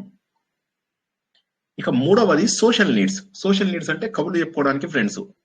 ఏమొదినే, ఏమైందే, ఆయన కూతురు ఎవరితోనే వెళ్ళిపోయిందట కదా, ఉంది కదా, అది మీరు రోజు మాట్లాడతారు కదా మధ్యాహ్నాలు. వేరే వాళ్ళ మీద చాడీలు చెప్పుకుంటారు, అవునా? మధ్యాహ్నం, ప్రతిరోజు మధ్యాహ్నం చాడీలు చెప్పుకుంటారు, వేరే వాళ్ళ మీద నేరాలు చెప్పుకుంటారు. చాలా సరదాగా అనిపిస్తుంటాయి, మంచిగా చక్కగా.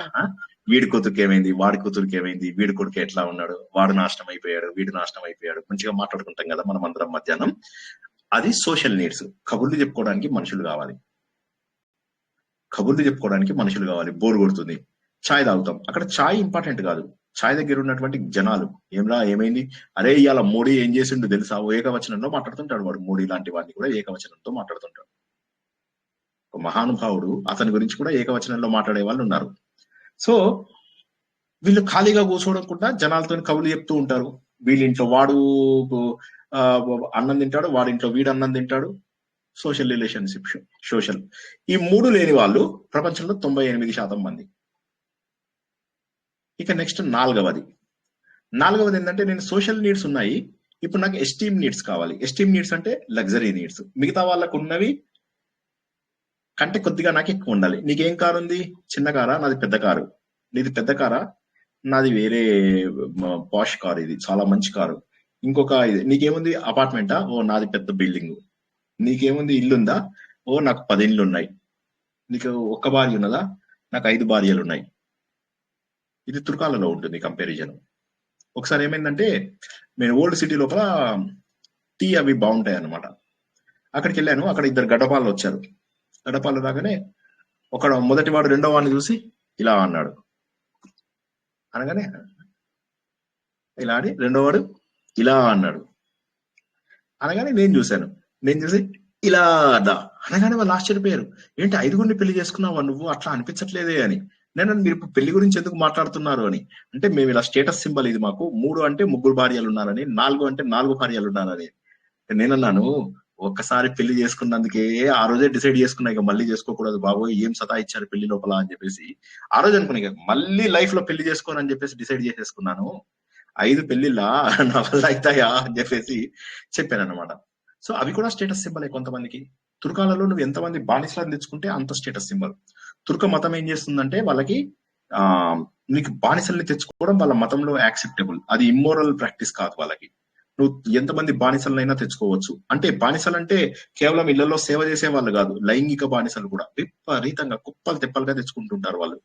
వాళ్ళు వేరే వాళ్ళ భార్యలైనా సరే వేరే వాడిని చంపేసి వాడి భార్యని స్లేవ్ గా తెచ్చుకోవచ్చు.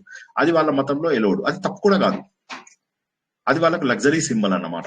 సో ఆ విధంగా లగ్జరీ అనేటటువంటి డెఫినేషన్ మారుతూ ఉంటుంది.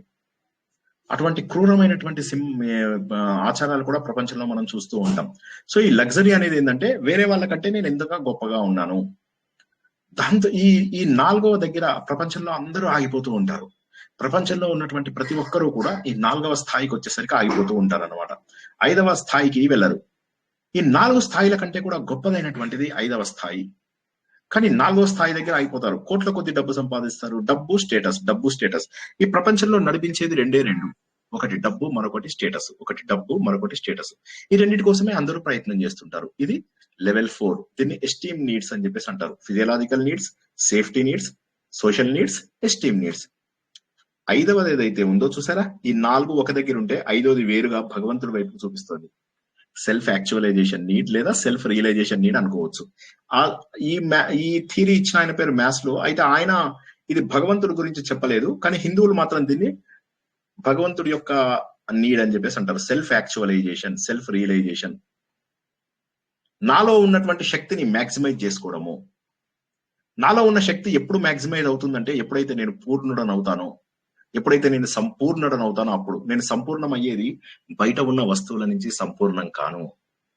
లోపలికి తిరిగి నేనెవరినో అర్థం చేసుకుంటాను. నేనెవరిని అనేటటువంటి అన్వేషణ చేసి నాలో ఉన్నటువంటి భగవంతుడిని గుర్తిస్తాను. నాలో భగవంతుడు ఉన్నాడు. ఎలాంటి భగవంతుడు ఉన్నాడు? నన్ను మాట్లాడేటప్పుడు మాట్లాడే శక్తిగాను, వినేటప్పుడు శ్రవణ శక్తిగాను, చూసేటప్పుడు దృశ్య శక్తిగాను, ముక్కుతో వాసన పీల్చేటప్పుడు ఘ్రాణ శక్తిగాను, చేత్తోని ఎవరైనా ముట్టుకుంటే స్పర్శ శక్తిగాను నాలోనే ఉన్నాడు ఆ భగవంతుడు. కాబట్టి భగవంతుడు ఎక్కడో వేరుగా లేడు, ఎక్కడో ఆలయంలోనే లేడు, నాలో కూడా ఉన్నాడు అని ఆ రియలైజ్ అవడం ఏదైతే ఉందో 5వ నీడ్. ఇలాగా ప్రపంచంలో రకరకాల పనులు చేసినప్పటికీ ఇక్కడికి ప్రతి ఒక్కడు రావాల్సిందే. అయితే చాలా మంది ఇక్కడ ఆగిపోతూ ఉంటారు. ఇక్కడికి తప్పక రావాల్సిందే. ఈ 5 అర్థమైనాయా అండి? ముందుకెళ్ళనా? అర్థమైంది. Very good. మనం అందరము కూడా 5వ స్థాయిలో ఉన్న వాడికి ఈ 4 పెద్దగా ఇంపార్టెంట్ అనిపించవు.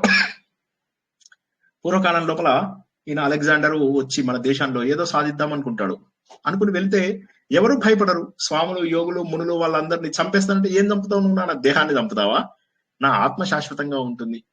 ఆయన ఆశ్చర్యపోయాడు. ప్రపంచం అంతా కూడా నేను సాధించాను, ఎందుకు నేను భారతదేశాన్ని సాధించలేకపోతున్నాను? అలెగ్జాండరు ఎంత యుద్ధం పైన ఇష్టం ఉన్నప్పటికీ కూడా అతను అరిస్టాటిల్, సోక్రేట్స్ వీళ్ళ జాతికి చెందినటువంటి వాడు. అతను ఏమనుకుంటాడు? ఏదో ఒకటి నేను తప్పు చేస్తున్నాను అని అర్థమైంది. ఎన్ని యుద్ధాలు చేస్తున్నాను, తప్పు చేస్తున్నాను. చివరికి తను చనిపోయాక ఆ విషయం తెలిసింది. తన 2 చేతులని ఆ కాఫిన్ బయట, శవపేటిక బయట 2 చేతులు పెట్టమని చెప్తాడు. అందరూ అడుగుతారు, ఎందుకయ్యా శవపేటిక బయట పెట్టావు అంటే, నేనేమి పట్టుకెళ్ళట్లేదని ప్రతి ఒక్కరు చూడాలి, నా చేతులు ఖాళీగానే ఉన్నాయి, ఏమి సంపాదించినా ఇక్కడే వదిలేశారు. ఒక్కసారి ఆలోచించండి. డబ్బు కోసము, స్టేటస్ కోసము, హంగు కోసము, ఆర్భాటం కోసము చేసే పనులు క్రూరాతి క్రూరమైనవి. మన ధర్మము గర్హించేది అంటే అసహ్యపడేటటువంటిది ఈ పనులు. హంగు, ఆర్భాటం. ఒక పారాయణం చేస్తాం, హంగు కోసం చేస్తాం. ఇంట్లో ఒక వ్రతం చేస్తాం, హంగు కోసం చేస్తాం. రాజస పూజలు, గొప్పతనం కోసము, అందరూ నన్ను గొప్పవాడు అనుకోవాలని చేసే పనులు. ఇవన్నీ కూడా హిందూ ధర్మము అసహ్యించుకుంటుంది. వీళ్ళందరికీ కూడా బోలెడన్ని పాపాలు వస్తాయి. ఇది మనము భగవద్గీతలో మొన్న కూడా తెలుసుకున్నాము. కాబట్టి అటువంటివి కాకుండా మనం ఏమిటంటే జీవితం లోపల పరిణతి సాధించడానికి వెళ్ళాలి. ఎప్పుడైతే ఈ 5వ స్థాయి పరిణతి స్థాయికి వెళ్తామో అప్పుడు మనం మహోన్నతులుగా మిగిలిపోతాము. ఇప్పుడు మనము ఆలోచించుకున్నట్లయితే, ఇది కూడా సాధించినట్లయితే ఇప్పుడు మనం ఎక్కడున్నాము? కేవలం టాప్ 1% లో ఉన్నాం మనమంతా కూడా. అంటే కూడు గూడు గుడ్డ ఉంది, తల్లిదండ్రులు ఉన్నారు, ఎంతో కొంత 10th క్లాస్ దాకా చదువుకున్నాం అందరం. ఓకే, సో నేను 10th క్లాస్ దాకా చదువుకున్నా, 8th క్లాస్ దాకా. మీరందరూ ఎంత చదువుకున్నారు? బోల్డ్ చదువుకున్నారు కదా. Hello,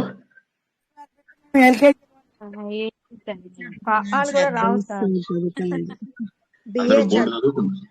very good. చూసారా, అందరూ డిగ్రీలు చేశారు. ఇక్కడ చదువుకోనివన్నీ నేను ఒక్కనే, మీరంతా ఏమో బోల్డ్ చదివేశారు. సో సో ఏమైతుంది? ఒక మీరు చదువుకోలేదు కాబట్టి మీతో చెప్పించుకుంటున్నాం మేము. అయ్యో అలా లేదు, జోక్ గా అంటున్నా నేను.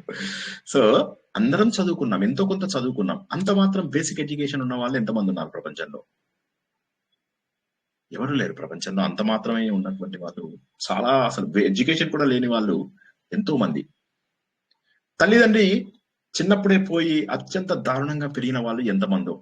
తల్లిదండ్రి పోయి చిన్నప్పటి నుంచి మనమే కష్టపడుతూ ఘోరాతి ఘోరమైనటువంటి జీవితాన్ని నడిపిస్తున్న వాళ్ళు ఎంతమందో. పెళ్ళవక భార్య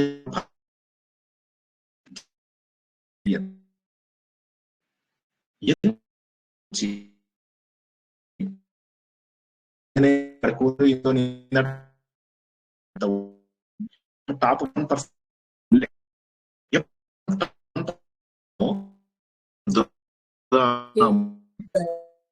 ఏమని మనం అనుకుంటామా?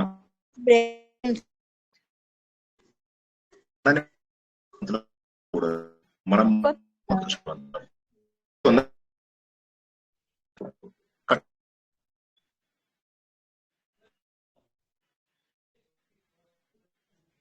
కట్ అవుతుందా? కట్ అయిపోతుంది సార్. అందరూ మళ్ళీ వెళ్ళొస్తున్నారు, జాయిన్ అవును అవును, జాయిన్ అవుతున్నారు. అదే చూస్తున్నాను. వినిపిస్తుందా? అట్లీస్ట్ నా గొంతు వినిపిస్తుందా ఇప్పుడు? ఇప్పుడు పర్వాలేదు సార్. అదే అదే కరెక్ట్. మీరు అన్నట్టుగా చాలా మంది, సుమారుగా 40-50 మంది కట్ అయిపోయారు. సో అదే వీళ్ళందరూ కట్ అవుతున్నారు. వీళ్ళకి సరైన ఇది తెలియడం లేదు. జాయిన్ అవుతున్నారు. వెయిట్ చేద్దాం, ఒక్క నిమిషం వెయిట్ చేసి. లేక అందరూ సార్ కట్ అయిన తర్వాత రావట్లేదు. నిన్న నాకు అసలు రాలేదు, ఎంతసేపు చూసినా గానీ అంతసేపు ఉండదండి. ఇప్పుడు నాకు కట్ అయ్యి ఎంత 30 సెకండ్స్ లో వస్తుంది. మనం సరిగా ప్రయత్నం చేస్తే 30 సెకండ్స్ లో వస్తుంది. సో ఏది ఏమైనప్పటికీ కూడా సో ఇంకా మరి ఎలాగా, మరి జీవితంలో ఎలాగా? కాబట్టి మనకు జీవితంలో ప్రతి చోట కూడా మన జీవితం సులభంగా వెళ్ళాలి అంటే ఎవరో ఒకరు మనతో ఉండి తీరవలసిందే. ఎవరో ఒకరు మనతోని ఖచ్చితంగా ఉండాలి. ఇప్పుడు ఇందులో మొట్టమొదటి క్వశ్చన్ ఏంటంటే, నీ జీవితంలో నీతో పాటు ప్రయాణం చేసేటప్పుడు ఉండవలసినటువంటి వారెవరు? ప్రయాణం చేసినప్పుడు ప్రయాణం లోపల మనకి ఏమవుతుంది? ఒక్కలే ఉండడం కష్టం. కాబట్టి తనతో ఉండేటటువంటి తోటి యాత్రికులు ఎవరైతే ఉంటారో వీళ్ళే మనకు ముఖ్యమైనటువంటి స్నేహితులు. చాలా మంది హైదరాబాద్ లో ఉన్న వాళ్ళు బెంగళూరులో ఉద్యోగం చేస్తూ ఉంటారు. ఆ బెంగళూరులో ఉద్యోగం చేస్తున్న వాళ్ళందరూ కూడా రైలు లోపల సాటర్డే, ఇక్కడేమో సండే నాడు బయలుదేరి అక్కడ మండే చేరుకుంటారు. అక్కడి నుంచి వచ్చేటప్పుడు ఫ్రైడే ఈవినింగ్ కానీ థర్స్డే ఈవినింగ్ కానీ బయలుదేరి హైదరాబాద్కి వస్తారు. వీళ్ళు ఎన్ని గంటలు కలిసి స్పెండ్ చేస్తారో తెలుసా? ఆ వస్తున్న వెళ్ళ వాళ్ళలో నేను కూడా కొన్నాళ్ళు ఉన్నాను. అప్పుడు అందరం అనుకునే వాళ్ళం, ఈ రిలేషన్షిప్ ఈజ్ బెటర్ దాన్ చాలా అదర్ రిలేషన్షిప్స్. ఎందుకంటే మన చుట్టాలతోటి, మన తెలిసిన వాళ్ళతోటి మాట్లాడే దానికంటే కూడా వీరితోని, ప్రయాణికులతోని ఎక్కువ మాట్లాడుతున్నాం మనము. కాబట్టి అటువంటి వాళ్ళు, మన వృత్తిపరమైనటువంటి బృందం, స్నేహితుల బృందం ఎవరైతే ఉన్నారో వారు మనకు స్నేహితులు. మన చుట్టాలు వాళ్ళు వీళ్ళు కాదు స్నేహితులు. మనకు స్నేహితులు ఎవరయ్యా అంటే మనతో పాటు ప్రయాణం చేసే వాళ్ళు ఎవరైతే ఉంటారో వాళ్ళు. మీరు చార్ధామ్ యాత్రకు వెళ్తారు, చార్ధామ్ యాత్రలో మీతో పాటు వచ్చే వాళ్ళు ఎవరైతే ఉంటారో వారు. నాకు గొంతు వినిపిస్తుందా? అదే అదే అదే మళ్ళీ ఒక 50 మంది వెళ్ళిపోయారు. ఇది నెట్ తోటి చాలా ప్రాబ్లం అవుతుంది. సరే చూద్దాం. సరే ఇంకా జాయిన్ అయ్యే వాళ్ళు జాయిన్ అవుతూ ఉంటారు, రికార్డింగ్ వింటారు మిగతా వాళ్ళు. సో మరి కాబట్టి మనతో ఉండేవారు ఎవరు? మనతో ఉండేటటువంటి వాళ్ళు కేవలము మన తోటి ప్రయాణికులు మాత్రమే. కాబట్టి ప్రయాణం చేస్తున్న వాడికి తన తోటి ప్రయాణికులే నిజమైనటువంటి మిత్రులు. రెండవది, మరి ఇంట్లో ఉన్నటువంటి వాడికి మిత్రుడు ఎవరు అంటే, ఇంట్లో ఉన్నటువంటి వాడికి మిత్రుడు సుఖ దుఃఖాలలో పాలు పంచుకుంటూ ఉన్నటువంటి భార్య, కష్ట సమయాలలో నీ వెన్నంటి ఉంటూ అవసరమైనటువంటి సలహాలన్నీ కూడా నీకు ఇస్తూ ఆవిడ ఎవరైతే ఉంటారో ఆవిడ నీకు ఉత్తమమైనటువంటి మిత్రుడు. ఇది ఒకసారి ఆలోచించాలి. నిజమైనటువంటి మిత్రుడు ఎవరు అంటే భార్య మాత్రమే, లేదా భర్త అనుకోండి, ఇక్కడ భార్య లేదా భర్త. అయితే ఏమవుతుందంటే ఒక స్థాయి తర్వాత ఒకరంటే ఒకరికి లోకువ కలగడం మొదలవుతుంది. ఎవరైతే మనకు ఎక్కువగా అవైలబుల్ అవుతారో వారిని మనము ఎక్కువ వదిలేస్తూ ఉంటాము. లోకువ, ఇప్పుడు మనకు గాలి విరివిగా లభిస్తూ ఉంటుంది, ఆక్సిజన్ విరివిగా లభిస్తూ ఉంటుంది. మనం ఏం చేస్తాము? ఆక్సిజన్ పెద్ద పట్టించుకోం మనం. అదే విధంగా మనకు నీరు, భగవంతుడు నీరు ఇచ్చాడు ఫ్రీగా, మనం పట్టించుకోం. అదే విధంగా మనకు అగ్ని, ఇవన్నీ కూడా భగవంతుడు ఇచ్చినవన్నీ కూడా ఏవైతే ఉన్నాయో మనం వీటిని పట్టించుకోం. చాలా సార్లు ఏమవుతుంది అంటే మనం వీటి వల్ల అనేక విషయాలని పట్టించుకోకుండా ఉంటే నిజంగా అవి కొరత ఉన్నప్పుడు మనకు తెలుస్తుంది. గుజరాత్ లో, రాజస్థాన్ లోపల కొన్ని కిలోమీటర్లు నడుచుకుంటూ వెళ్లి కుండలలో కొన్ని మాత్రమే నీళ్లు తెచ్చుకుని అత్యంత కష్టపడుతున్నటువంటి వాళ్ళు ఎంతో మంది. వాళ్ళని చూస్తున్నప్పుడు మనకు గుండె అలసిపోతుంది. అయ్యో ఇంత దారుణమా, వీళ్ళు అందరూ ఇంత దారుణమా అని చెప్పేసి మనము బాధపడుతూ ఉంటాము. అలాగా నీరు గాని గాలి గాని ప్రతి ఒక్కటి ఏదైతే ఉందో మనం అలుసుగా తీసుకుంటామో అది అలుసుగా తీసుకోవడానికి వీల్లేదు. ఇక్కడ భార్యాభర్తల విషయంలో కూడా ఏం జరుగుతుందంటే కొత్తల్లో బాగానే ఉంటుంది, ఆకర్షణ వల్ల బాగానే ఉంటుంది. కానీ కాలక్రమేణా ఏమవుతుందంటే ఒకరంటే ఒకరికి లోకువ చులకన ఏర్పడుతుంది. ఆ తర్వాత కొన్ని రోజులు అలా వెళ్ళిన తర్వాత మళ్ళీ ఆలోచనలు, మళ్ళీ బాధలు ప్రారంభమవుతాయి. భార్య వైపు ఉన్న బంధువులు, భర్త వైపు ఉన్నటువంటి బంధువులు ఇద్దరి మధ్య లోపల గొడవలు పెట్టడానికి ప్రయత్నం చేస్తూ ఉంటారు. ఎన్ని కాపురాలు చిచ్చు అయిపోయాయో మనందరికీ తెలిసిందే. మీ చుట్టాలలో చూడండి, మీ స్నేహితులలో చూడండి, మీకు తెలిసినటువంటి ప్రతి ఒక్కరిలో చూడండి, ఎన్ని సంబంధాలు చెడిపోయి ఉంటాయో ఆలోచించండి. ఇప్పుడే పెళ్లి చేశాం, గ్రాండ్ గా చేశాము, ₹1,00,000 50 లక్షలు పెట్టి పెళ్లి చేశాము, 70 లక్షలు పెట్టి పెళ్లి చేశాము, 90 లక్షలు పెట్టి పెళ్లి చేశాము అంటాం. అయిపోయింది. మళ్ళీ ఇక్కడ ఏమైనాయి 3 నెలల్లో విడాకులు, పెటాకులు. సో ఏదైతే పవిత్ర బంధంగా మిగిలిపోయిందో ఈ పవిత్ర బంధము కేవలం ఒక ఆర్భటంగా మిగిలిపోతుంది. ఇంకా చెప్పాలంటే మీకు నేను ఇంతకుముందు చెప్పే ఉన్నాను, మరొకసారి చెప్తాను. పెళ్ళైన 30 రోజులలోనే 30% మంది విడాకులకు వెళ్ళిపోతున్నారు. ఓవరాల్ గా ఇండియాలో 75 నుంచి 80% విడాకులు జరుగుతున్నాయి అని ఒక లెక్క. ఒక్కసారి ఆలోచించండి. 80% విడాకులు, 90% విడాకులు అంటే ఇంకా ఏముంది, ఇంకా జీవితం ఏముంది? సో ఇక్కడ మనం తెలుసుకునేటటువంటి విషయం ఏంటంటే, నా గొంతు వినిపిస్తుందా అందరికి? సో కాబట్టి ఏదైతే పవిత్రమైనటువంటి బంధం అని చెప్పేసి అనుకున్నామో, అన్నిటికంటే కూడా గొప్పదైనటువంటి బంధం అనుకున్నామో, ఆ బంధం కాస్త ఈ రోజుల్లో ఏమైనా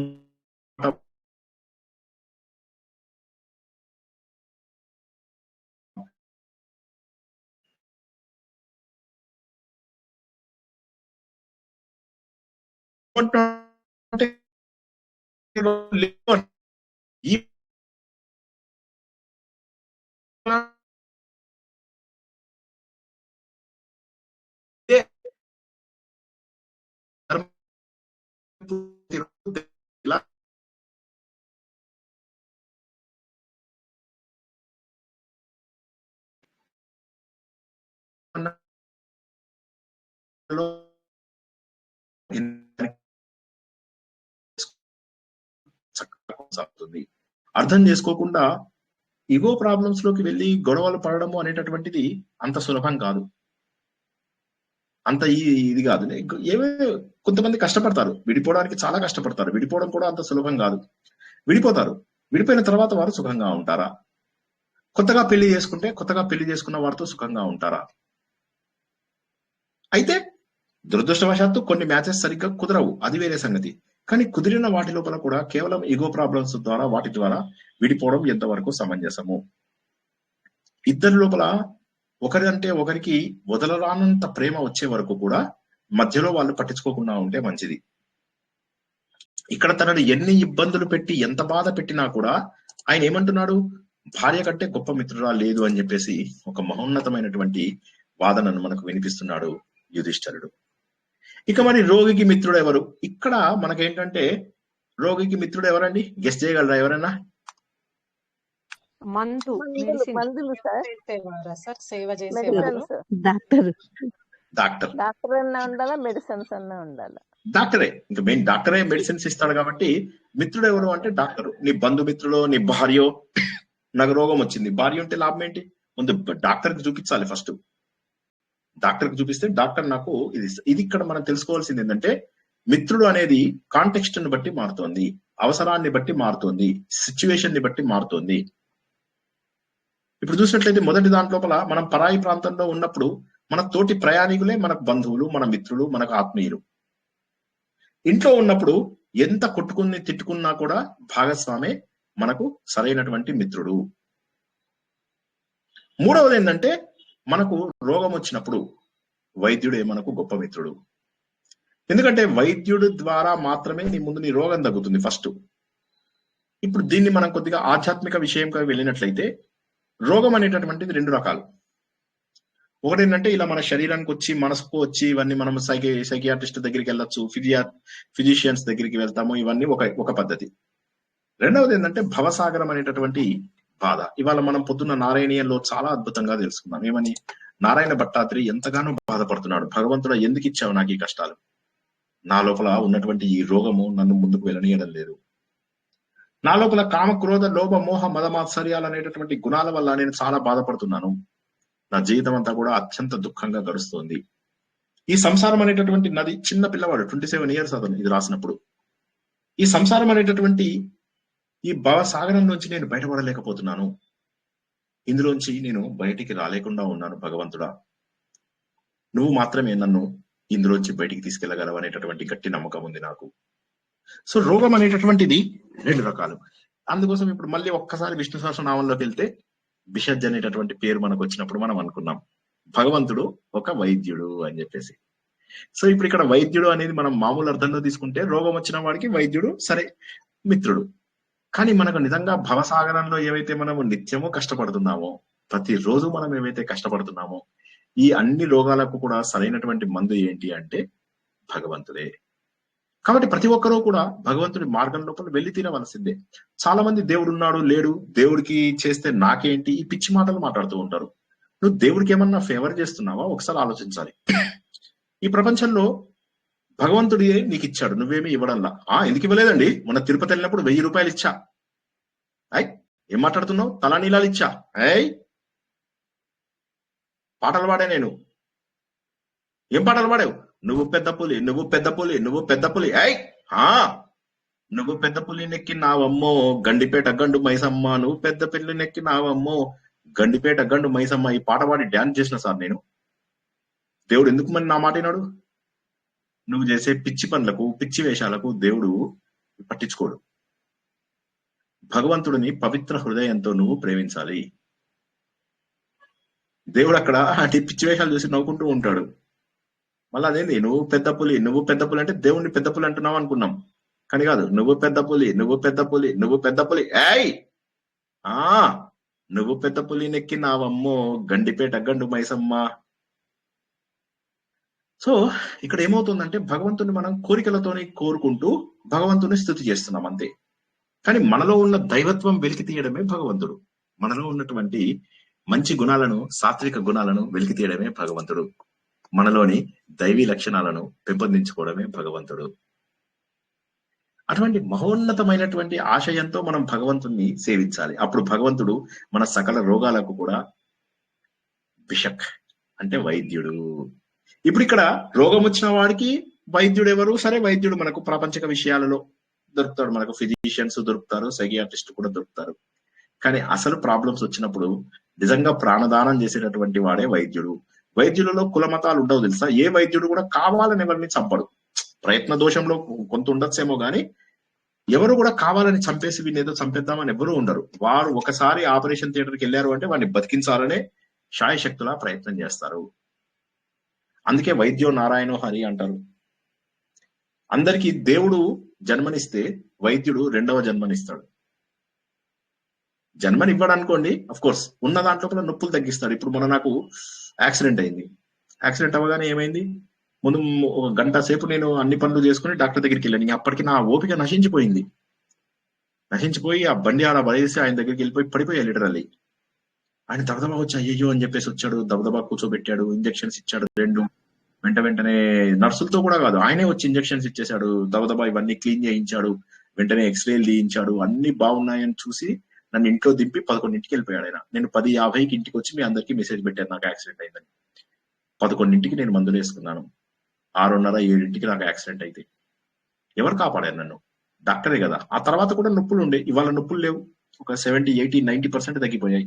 మీ అందరి ప్రేయర్స్ కి కృతజ్ఞతలు, పాదాభివందనం. మీరందరూ కూడా చాలా చాలా చాలా చాలా ఎమోషనల్ గా ఫీల్ అయినటువంటి సమయం అది. నాకు ఎంతగానో ఆనందం అనిపించింది ఆ సమయం లోపల. చాలా సంతోషపడ్డాను ఆ సమయం లోపల. అదేవిధంగా మా మిత్రుడు ఎవరైతే డాక్టర్ రూపంలో హెల్ప్ చేశాడో ఆయనకి నేను ఎన్ని కృతజ్ఞతలు చెప్పుకున్నా కూడా తక్కువే. ఆ నొప్పులన్నీ తగ్గిపోయాయి ఇప్పుడు. సో ఇటువంటి మహోన్నతమైనటువంటి వాడు డాక్టరు. డాక్టర్ అంటే ఎలా ఉండాలి? నిజంగా అలా ఉండాలి, కమర్షియల్ గా ఉండకూడదు. అలా ఉన్నటువంటి వాడే డాక్టరు. ఇక చివరగా ఇది లోపల జీవితంలో ఒక్కొక్క దశని మాట్లాడుతూ చివరి దశ మరణం. మరణంలో నీ మిత్రుడు ఎవరు? ఎవరైనా గెస్ చేయగలరా మరణంలో మిత్రుడు ఎవరు? భగవంతుడేనండి. యముడు సార్. దేవుడు వదిలేయండి. దేవుడు అంటే దేవుడు అనేవాడు ప్రత్యేకంగా లేడు కదా. దేవుడు అనేది ప్రత్యేకంగా లేదు, మనలోనే ఉంది. సో మరి మనకు చనిపోయే వాడికి ఏం మిగులుతుంది? ఆత్మ. నెక్స్ట్ జన్మ లేకపోతే నెక్స్ట్ జన్మ మంచి జన్మ అట్లీస్ట్ జన్మ మనం అయితే చేసుకునే పాప పుణ్యాలు సార్. మనం చేసుకునే పాప పుణ్యాలే మనకు మిత్రుడు. మనం చేసుకునేటటువంటి దాన ధర్మాలే మన మిత్రులు. ఇవి మాత్రమే మన వెనకాల వస్తాయి. నువ్వు చేసావు హంగు ఆర్భటం వదినే అని కూతురు ఎవరితో, ఇవన్నిటికీ రాదు దేవుడు. ఇవన్నిటికీ నీకు పుణ్యం రాదు. ఘోరమైన పాపము, తెలిసి తెలియక అత్యంత ఘోరమైనటువంటి పాపాలు మూట కట్టుకుంటున్నాము. ఊరికే వెళ్తున్న వాళ్ళం వెళ్లకుండా మూట వేసుకుని వెళ్తున్నాము. ఈ విషయాన్ని అందరూ కూడా గుర్తించాలి. కేవలము దానము మనం చేస్తున్నటువంటి పుణ్యకర్మలు. పుణ్యకర్మలు అంటే ఏమైతాయి? పుణ్యకర్మలు అంటే, సార్ నేను తిరుపతికి వెళ్ళాను సార్ 20 సార్లు, తిరుపతిలో సేవ చేశాను. నీ స్వార్థం కోసం చేసావా? అది సేవ కోసం చేసావా?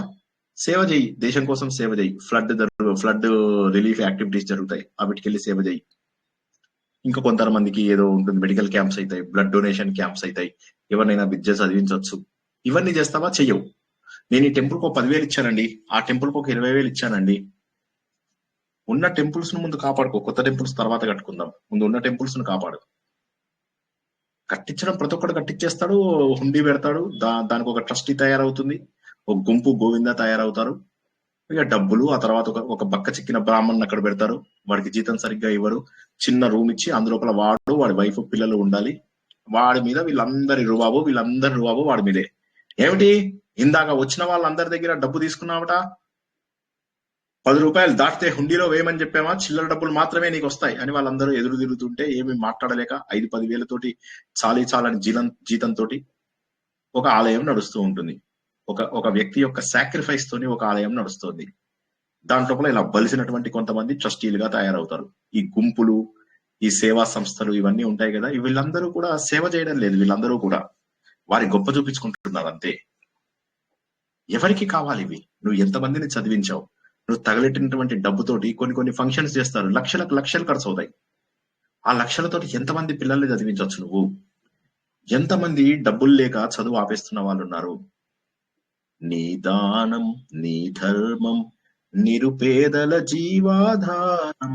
నీ దానం, నీ ధర్మం ఎలా ఉండాలండి? ఒక్కసారి ఆలోచించండి. నువ్వు చేస్తున్నటువంటి పని కొంతమంది జీవితాలలో వెలుగుని నింపనప్పుడు నీ బతికెందుకు? ఇవి మాత్రమే నీకు వస్తాయి. నువ్వు చేసే హంగు ఆర్భాటాలు, పిచ్చి డాన్సులు ఇవి వస్తాయా? కర్రలు పట్టుకుని ఆడతారు, టకా టకా పట్టుమని ఎదుటివాడిని కొడతారు, వీళ్ళు కొట్టుకుంటారు. ఈ పిచ్చి వేషాలకి దేవుడు చూసి అబ్బా వీళ్ళు చాలా భక్తులు అని చెప్పేసి చప్పట్లు కొట్టేసేసి అన్ని వరాలు ఇచ్చేస్తాడు. మూర్ఖత్వం. నువ్వు చేసే మంచి పనులు మాత్రమే, నువ్వు చేసేటటువంటి ధర్మ కార్యక్రమాలు మాత్రమే నీ వెంట వస్తాయి. నువ్వు చేసేటటువంటి దానం మాత్రమే నీ వెంట వస్తుంది. పరలోకం లోపల నీకు నిరంతరము తోడు ఉండేదేదో తెలుసా? అది కేవలము నీ దానము, నీ ధర్మము మాత్రమే. ఆ విషయాన్ని గుర్తించవయ్యా, ఆ విషయాన్ని గుర్తించాలి. నువ్వు ఎంతసేపు కూడా హంగు ఆర్భాటంలోనే వెళ్తున్నావు. సో ఈ రోజు మనం తెలుసుకున్నటువంటి 4 క్లుప్తంగా ఏంటి? ముందు సామాజికంగా ఎలా ఉండాలి అనేది ఫస్ట్ తెలుసుకుందాం. అంటే 10 మందితో కలిసి చక్కగా ఉండాలి, స్నేహపూర్వకంగా ఉండాలి. ఎందుకంటే మనం ప్రయాణము అవి ఇవి చేస్తున్నప్పుడు మనకు అవసరం. ప్రయాణంలో తోటి ప్రయాణికులతో మంచిగా ఉండాలి. కొద్దిగా నేను ఒక్కసారి అలా ఫేస్ వాష్ చేసుకొస్తానండి, ఇక్కడ కాస్త బ్యాగుని చూస్తారా, ఓకే అంటారు. వాళ్ళ కబుర్లు చెప్తారు, మీ కబుర్లు చెప్తారు, వాళ్ళ కష్టాలు తెలుసుకుంటారు, మీ కష్టాలు తెలుస్తారు. ఈ విధంగా ప్రయాణంలో ఒకరికొకరితో చేదోడు వాదోడుగా ఉండడం వల్ల ఏమవుతుంది? మీకు అక్కడే మిత్రులు తయారైపోతారు. కాబట్టి సామాజికంగా ఇక్కడ ఒక గొప్ప సందేశాన్ని తెలుసుకున్నాం, 10 మందితో మంచిగా ఉండాలి అనేటటువంటి విషయాన్ని. రెండవది కుటుంబ పరంగా భార్యాభర్తలు ఎలా ఉండాలి? ఇప్పుడు చాలా మంది భార్యాభర్తలు అంటే కాట్ల కుక్కలాగా కొట్టుకుంటూ ఉంటారు ఎంతసేపు కూడా. నేను చాలా మంది భార్యాభర్తలు ప్రవచనాలకి వాటికి వస్తుంటే నేను వెళ్ళాను అనమాట. వెళ్తే ఇక్కడ భార్యాభర్త ఇద్దరు ఎందుకు వచ్చారు ప్రవచనాలకి? వాళ్ళకి ప్రవచనాల మీద ఇంట్రెస్ట్ ఉండో లేక అర్థం కూడా కావు, వాళ్ళకి చాలా మందికి అర్థం కూడా కావు ప్రవచనాలు. వస్తారు, వచ్చాక భర్త కొద్దిగా పోదు కొడదామని అందరి లోపల ఏమే తీసుకురా, నాకు ఇడ్లీ తీసుకురా అని మొదటి రోజు తీసుకొస్తుంది ఆమె, అందరూ ఉన్నారని. రెండో రోజు జాగ్రత్త పడుతుంది ఆవిడ, నువ్వే పో తెచ్చుకో అంటుంది. ఆవిడ అలవాటు అయిపోయింది, వీడు పరువు కాస్త పోయింది. వీళ్ళిద్దరు ఎందుకు వచ్చారు పోనీ ప్రవచనానికి అంటే, ఈ 10 రోజులు వంట ఉండక్కర్లేదు ఇంట్లోపల, ఇక్కడికి వచ్చి ఫలానా మేము ఋషికేశ్ లోపల ప్రవచనాలు విన్నాము, మేము హరిద్వార్ లో ప్రవచనాలు విన్నాము, మేము కంచి లోపల 10 మంది వెళ్ళామని చెప్పుకోవడానికి వస్తారు అంతే. ఏమి పుణ్యం లేదు, పురుషార్థం లేదు, డబ్బుకు డబ్బు పోతుంది, ఏ విధమైనటువంటి పుణ్యం కూడా సాధించరు. ఇలాగా జనాలు చాలా మంది ఉంటారు. ఇలాంటి వాళ్ళు ఎంతమంది ఉంటారో లెక్కలేదు. కానీ భార్యాభర్తలు అలా ఉండాలా, ఒకరికొకరు చేదోడు వాదోడుగా. ఇప్పుడు నాకు ఇండియాకు వచ్చినప్పుడు తీర్థయాత్రలు చాలా ఇష్టం ఉండేవి. అప్పుడు నా వయసు చాలా చిన్నది, 37 years. అప్పటికి ఆధ్యాత్మికత కొంత అంటుకుంది. మా అమ్మతో చెప్తే మా అమ్మ ఒకటే అంది, ఖచ్చితంగా భార్యతో చేయవలసిన యాత్రలు ఇందులో కొన్ని ఉన్నాయి, అవి నువ్వు ముందు భార్యతో చేయి, తర్వాత నీ ఇష్టం అని. అందుకోసమని ముందు మేము చార్ధామ్, తర్వాత చార్ధామ్ అంటే బద్రీ, కేదార్, గంగోత్రి, యమునోత్రి, తర్వాత ఇటు పశుపతినాథ్, ముక్తినాథ్, తర్వాత కైలాస్ మానస్ సరోవరు, తర్వాత ఇటు అమర్నాథ్. ఇటువంటి పెద్ద యాత్రలు ఏవైతే భార్యతో చేయాలో అవి చేశాం. తర్వాత మిగతా యాత్రలు అన్ని కూడా పూర్తి చేసి భారతదేశాన్ని 3 సార్లు తిరిగి వచ్చాం భార్యాభర్తలుగా. ఇప్పుడు ఎంత చూసేసామంటే ఇంకా విసుగొస్తుంది. ఇప్పుడు మాకు ఎట్లా అంటే ఒకళ్ళు చూసుకోవాలన్నా బోర్ కొడుతుంది. అంత తిరిగేసాం. విదేశాల్లో కూడా చాలా సాఫ్ట్వేర్ ప్రొఫెషనల్ గా చేయడం వల్ల వేరే దేశాల లోపల కూడా ఉండి అన్ని చూడగలిగాం. సో అసలు ఒక కొత్త ఫ్రెండ్ని వెతుక్కోవాల్సిన అవసరం ఏముంది? ఇంట్లోపల నీ భర్త, నీ భార్య ఒకరినొకరు అడ్జస్ట్ అయ్యి ఇద్దరు ఒక దగ్గర పెరగరు. కాబట్టి ఏంటి, ఒక దగ్గర పెరిగిన వాళ్ళే ఒక రకంగా ఉండరు. నేను రకంగా ఉంటాం, మా ఇద్దరు అన్నయ్యలు ఒక రకంగా ఉంటారు. సో అంతే, అది డిఫరెంట్ గా ఉంటారు. ఒకే తల్లికి పుట్టిన వాళ్ళైనా అందరూ డిఫరెంట్ గానే ఉంటారు. ఈ సత్యాన్ని గుర్తించండి. భార్యాభర్తలు ఒక రకంగా ఉండాలని అవసరమే లేదు. యాజ్ ఎ మెటర్ ఆఫ్ ఫ్యాక్ట్ ఇద్దరు డిఫరెంట్ గా ఉంటేనే బాగుంటుంది కూడా. నేను యాత్రలకు వెళ్ళినప్పుడు మా వైఫ్ ఈ హోటల్ బాలేదు, ఆ హోటల్ బాలేదు, ఇది బాలేదు అంటే నాకు నచ్చేది. యాక్చువల్లీ తన అలా అంటే నాకు చాలా సంతోషం అనిపించేది. మేము చార్ధామ్ వెళ్ళినప్పుడు తనకు ఫస్ట్ ఒక హోటల్ నచ్చలేదు. అరే ఎట్లా పాపం తనకు నచ్చలేదు అని చెప్పి నేను బాధపడుతూ, దేవుడా ఎందుకు వచ్చాను, సతాయిస్తుందా, అట్లా ఇట్లా అయిపోయింది. 10 నిమిషాల్లో మళ్ళీ ఫ్రెండ్షిప్ చేసేసుకున్నాం, దోస్త్ చేసుకున్నాం. మళ్ళీ సరదాగా బయటికి వెళ్ళాము, శివాలిక్ మౌంటైన్స్ లో తిరుగుతూ ఆనందంగా ఉన్నాం. ఇక్కడ గుర్తించండి ఏంటంటే, ఎన్ని కష్టాలు వచ్చినా ఎన్ని వచ్చినా భార్యాభర్త ఒక రకంగా ఉండడం అసంభవం. కానీ వీళ్ళిద్దరూ వేరువేరుగా ఉండడం వల్లనే ఆ ఆకర్షణ శక్తి అన్న సత్యాన్ని గుర్తించండి. స్నేహపూర్వకమైనటువంటి బంధం ఏదైతే ఉందో, భార్యాభర్తలు ఒకరికి పాదాలు పట్టుకుంటేనే లేదు. నా భార్య ఈ రోజు వరకు నా పాదాలు పట్టుకోవాల్సిన అవసరం లేదు. స్నేహపూర్వకంగా ఉండాలి, ఒకరితో ఒకరు స్నేహితులలాగా ఉండాలి. అది అన్నిటికంటే కూడా గొప్ప బంధము. అందుకే చాలా మంది ఏమంటారు, ఎవరికైనా పరిచయం చేసేటప్పుడు నా బెటర్ హాఫ్ అంటారు. అంటే నేను ఒక సగము, నాకంటే నా యొక్క మంచి సగం ఇక్కడుంది, నేను చెడ్డ సగంని, నా మంచి సగం ఇక్కడుంది అని చెప్పి చెప్తారు. బెటర్ హాఫ్ అంటారు, నా అదర్ హాఫ్ అనరు. నాలాంటి తిక్కలోడు అంటాడు నా అదర్ హాఫ్ అని చెప్పి పరిచయం చేస్తారు జనాలకి. మా వైఫ్ మాత్రం నా బెటర్ హాఫ్ అనే పరిచయం చేస్తుంది నన్ను, నేను మాత్రం నా అదర్ హాఫ్ అని చెప్పి పరిచయం చేస్తా. సో ఇక్కడ గుర్తుంచుకోవాల్సింది ఏంటంటే, ఆ స్నేహపూర్వకమైన బంధం ఉన్నప్పుడు గొడవలు అవి ఎన్ని వచ్చినప్పటికీ కూడా జీవితము సులభంగా కొనసాగుతుంది.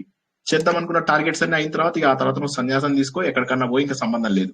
కానీ ముందు జీవితంలో ఉన్నంత వరకు అది తప్పదు, బాధ్యతలు ఉన్నంత వరకు అది తప్పదు. అండ్ ఇంకొక మాట చెప్పాలి ఇక్కడ, చాలా ముఖ్యమైనటువంటి విషయం. పూర్వకాలంలో వానప్రస్థం కూడా భార్యాభర్త కలిసి వెళ్లేవాళ్ళు. ఒక్కసారి కొద్దిగా ఎక్స్ప్లెయిన్ చేస్తా. మొదటి 25 ఏళ్ళు మనకు బ్రహ్మచర్య ఆశ్రమం అంటే అక్కడ ధర్మం ఎలా ఉంటుంది ఏంటి అన్ని నేర్చుకుంటాం, స్కూల్కి వెళ్ళడము, కాలేజ్కి వెళ్ళడము, సమాజంలో అని.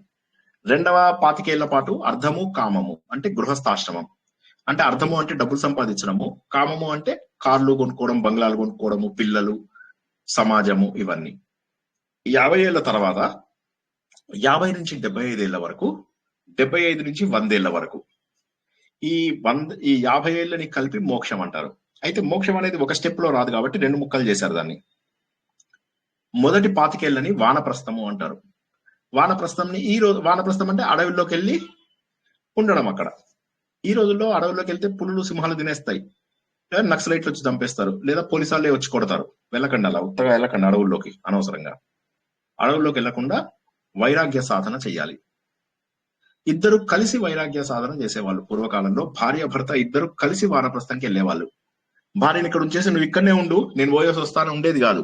ఇద్దరు కలిసి వెళ్లేవాళ్ళు. 25 ఏళ్ల పాటు వైరాగ్య సాధన చేసేవాళ్ళు. ఇంట్లో వాళ్ళందరికీ దూరంగా ఉండేవాళ్ళు. ఆ 25 ఏళ్ల పాటు వైరాగ్య సాధన చేసిన తర్వాత 75 ఏళ్ళకి ఇక వాళ్ళకు ఒకళ్ళంటే ఒకళ్ళకి కూడా బంధం ఉండదు. ఈ శరీరంతో ఏర్పడిన బంధము ఇంకా వారికి ఒకరికి మధ్య ఒకరికి ఉండదు. ఇంకా అప్పుడు దాన్ని సమ్యక్ న్యాసము అంటారు. సన్యాసము, సమ్యక్ న్యాసము, గొప్ప న్యాసం. అది గొప్పగా అధిష్ఠించడం, గొప్పదైనటువంటి త్యాగము, గొప్పదైనటువంటి విషయాన్ని పట్టుకోవడం, అదే సమ్యక్ న్యాసము. అంగన్యాసము, కరన్యాసము. న్యాసము అంటే టచ్, ఇది న్యాసం, అది కూడా న్యాసము. సన్యాసము, సమ్యక్ న్యాసం, గొప్ప విషయాన్ని నువ్వు పట్టుకున్నావు, సన్యాసం. సో కాబట్టి భార్య భర్త. మళ్ళీ ఇంకొకటి తెలుసా మీకు? ధర్మేచ అర్థేచ కామేచ నాతిచరామి. ఈ రోజుల్లో మనకు చెప్పేది మోక్షేచ నాతిచరామి అనరు. ధర్మేచ అర్థేచ కామేచ, ఈ మూడిట్లలో నేను నీతో ఉంటాను. మోక్షం ఎవరి వారే వెతుక్కోవాలి. సో భార్యని వదిలేసేది కేవలము సన్యాస సమయంలో మాత్రమే వదిలేయాలి అనేటటువంటి అత్యంత ఉన్నతమైనటువంటిది. ఇక మూడవ ప్రశ్నకు వచ్చినట్లయితే 2 ప్రశ్నలు అయిపోయాయి. ఒకటేమో సామాజిక పరంగా, ఒకటేమో గృహంలో ఉన్నప్పుడు ఎలా ఉండాలి. మూడవ ప్రశ్నకి ఏంటంటే ఆరోగ్యపరంగా మనం ఎలా ఉండాలి. ఆరోగ్యపరంగా వైద్యుల పట్ల గౌరవం ఉండాలి. వైద్యులను వీలైతే ఒకళ్ళిద్దరిని ఫ్రెండ్స్ని పెట్టుకోవాలి. మన ఫ్యామిలీ వైద్యుని ఒకరిని ఖచ్చితంగా పెట్టుకోవడం తప్పనిసరి. ఆరోగ్యాన్ని రెగ్యులర్ గా టెస్ట్ చేయిస్తూ ఉండడం తప్పనిసరి. ఆరోగ్యవంతమైనటువంటి జీవితాన్ని తెలుసుకుంటూ గడపడం తప్పనిసరి. ఇక 4వది ఆధ్యాత్మికంగా. చూసారా, జీవితంలో అన్ని కవర్ అయిపోయాయి ఈ ప్రశ్న. అందుకే అన్నాను ఈ ప్రశ్న చాలా మహోన్నతమైనటువంటిది. పాపం చాలా మంది వాళ్ళ డిస్కనెక్ట్ అయ్యారు. ఎంత బాధేస్తుందో నాకు. కనీసము 20-25 మంది డిస్కనెక్ట్ అయ్యారు. ఎంత బాధేసిందో నాకు. ఎందుకంటే మహోన్నతమైనటువంటి విషయాలు పాపం అందరూ మిస్ అయ్యారు. చాలా బాధేస్తుంది. వాళ్ళందరికీ మళ్ళీ రికార్డింగ్ వినమని చెప్తాను అంతే. చాలా బాధేస్తుంది. టెలిగ్రామ్ చేస్తున్నటువంటి మిస్చీఫ్ చూస్తుంటే చాలా బెంగగా అనిపిస్తుంది. అయ్యో ఎంత మంచి విషయాలు మిస్ అయ్యారో జనాలు. కనీసం 20-30 మంది వెళ్ళిపోయారు. ఇందులో కూడా చాలా గొప్పది ఏంటంటే చివరిగా ఆధ్యాత్మికంగా నువ్వు ఏం సాధించాలి. జీవితంలో నువ్వు చేసేటటువంటి సేవ, నువ్వు చేసేటటువంటి దాన ధర్మాలు మాత్రమే నీ తర్వాత జీవనానికి ట్రాన్స్ఫర్ అవుతాయి. కాబట్టి మరణం సమయంలో నువ్వు పట్టుకెళ్లేది ఒక్కటే, నీ సేవా గుణము, దాన ధర్మాలు మాత్రమే పట్టుకెళ్తావు. అంతేగాని నువ్వు ఇక్కడ ఎన్ని హంగులు చేసావు, ఎన్ని ఆర్భాటాలు చేసావు, ఎన్ని టెంపుల్స్ లో పిచ్చి డాన్సులు చేసావు, ఎన్ని టెంపుల్లో పారాయణం చేసావు, ఇవన్నీ ఉండవు. నీ భక్తి ఎంతుంది? కర్మలో ధర్మం, భక్తిలో భావం, జ్ఞానంలో ఆలోచన, రాజయోగమైనటువంటి ధ్యానంలో ప్రాక్టికల్ ఎక్స్పీరియన్స్. ఈ 4 తప్పనిసరి. ఈ 4 లేనటువంటి జీవితం వృధా. అటువంటి మహోన్నతమైనటువంటి సత్యాలను ఈరోజు మనము తెలుసుకుందాం. ఆత్మ సుఖము వీడి నీ ఆట కొరకు పాత్ర పోషణ చేసేది సూత్రధారి, విశ్రమించదని పాదం ఆశ్రయించి పరమ కరుణాంతరంగా శ్రీ పాండురంగ. జై శ్రీకృష్ణ. నాకు చాలా నచ్చిన శ్లోకాలలో ఇదొకటి. ఎంత బాగా అనిపించిందో అంటే మన జీవన యాత్ర ఏదైతే ఉందో దాన్ని ఇలాగా మనము 4 భాగాలుగా, 4 దశలుగా చేసేటటువంటి ప్రశ్నలు మహానుభావుడైనటువంటి యక్షుడు అడగడము, మహోన్నతుడైనటువంటి ధర్మరాజు చెప్పడము, స్నేహం అనేటటువంటి భావన ఏదైతే ఉందో దాని యొక్క సరైనటువంటి నిర్వచనాలు. స్నేహం అనగానే ఏదో పెద్ద భావోద్వేగమో ఏదో పెద్ద గొడవ కాదు. ఇక్కడ కావాల్సింది ఏంటంటే నీ ఎగ్జిస్టెన్స్ ఎలా ఉంది, నువ్వు జీవితంలో ఎలా ఉండగలుగుతున్నావు అనేటటువంటి విషయాలని, మహోన్నతమైనటువంటి విషయాలను తెలిపేది ఇది. కాబట్టి ఈ రోజు తెలుసుకున్నటువంటి శ్లోకము మామూలు శ్లోకం కాదు, మహోన్నతమైనటువంటి శ్లోకం. జై శ్రీకృష్ణ. ఎవరికైనా ఏమన్నా సందేహాలున్నా, ఏమన్నా మాట్లాడాలనుకున్నా ఇప్పుడు మాట్లాడచ్చు.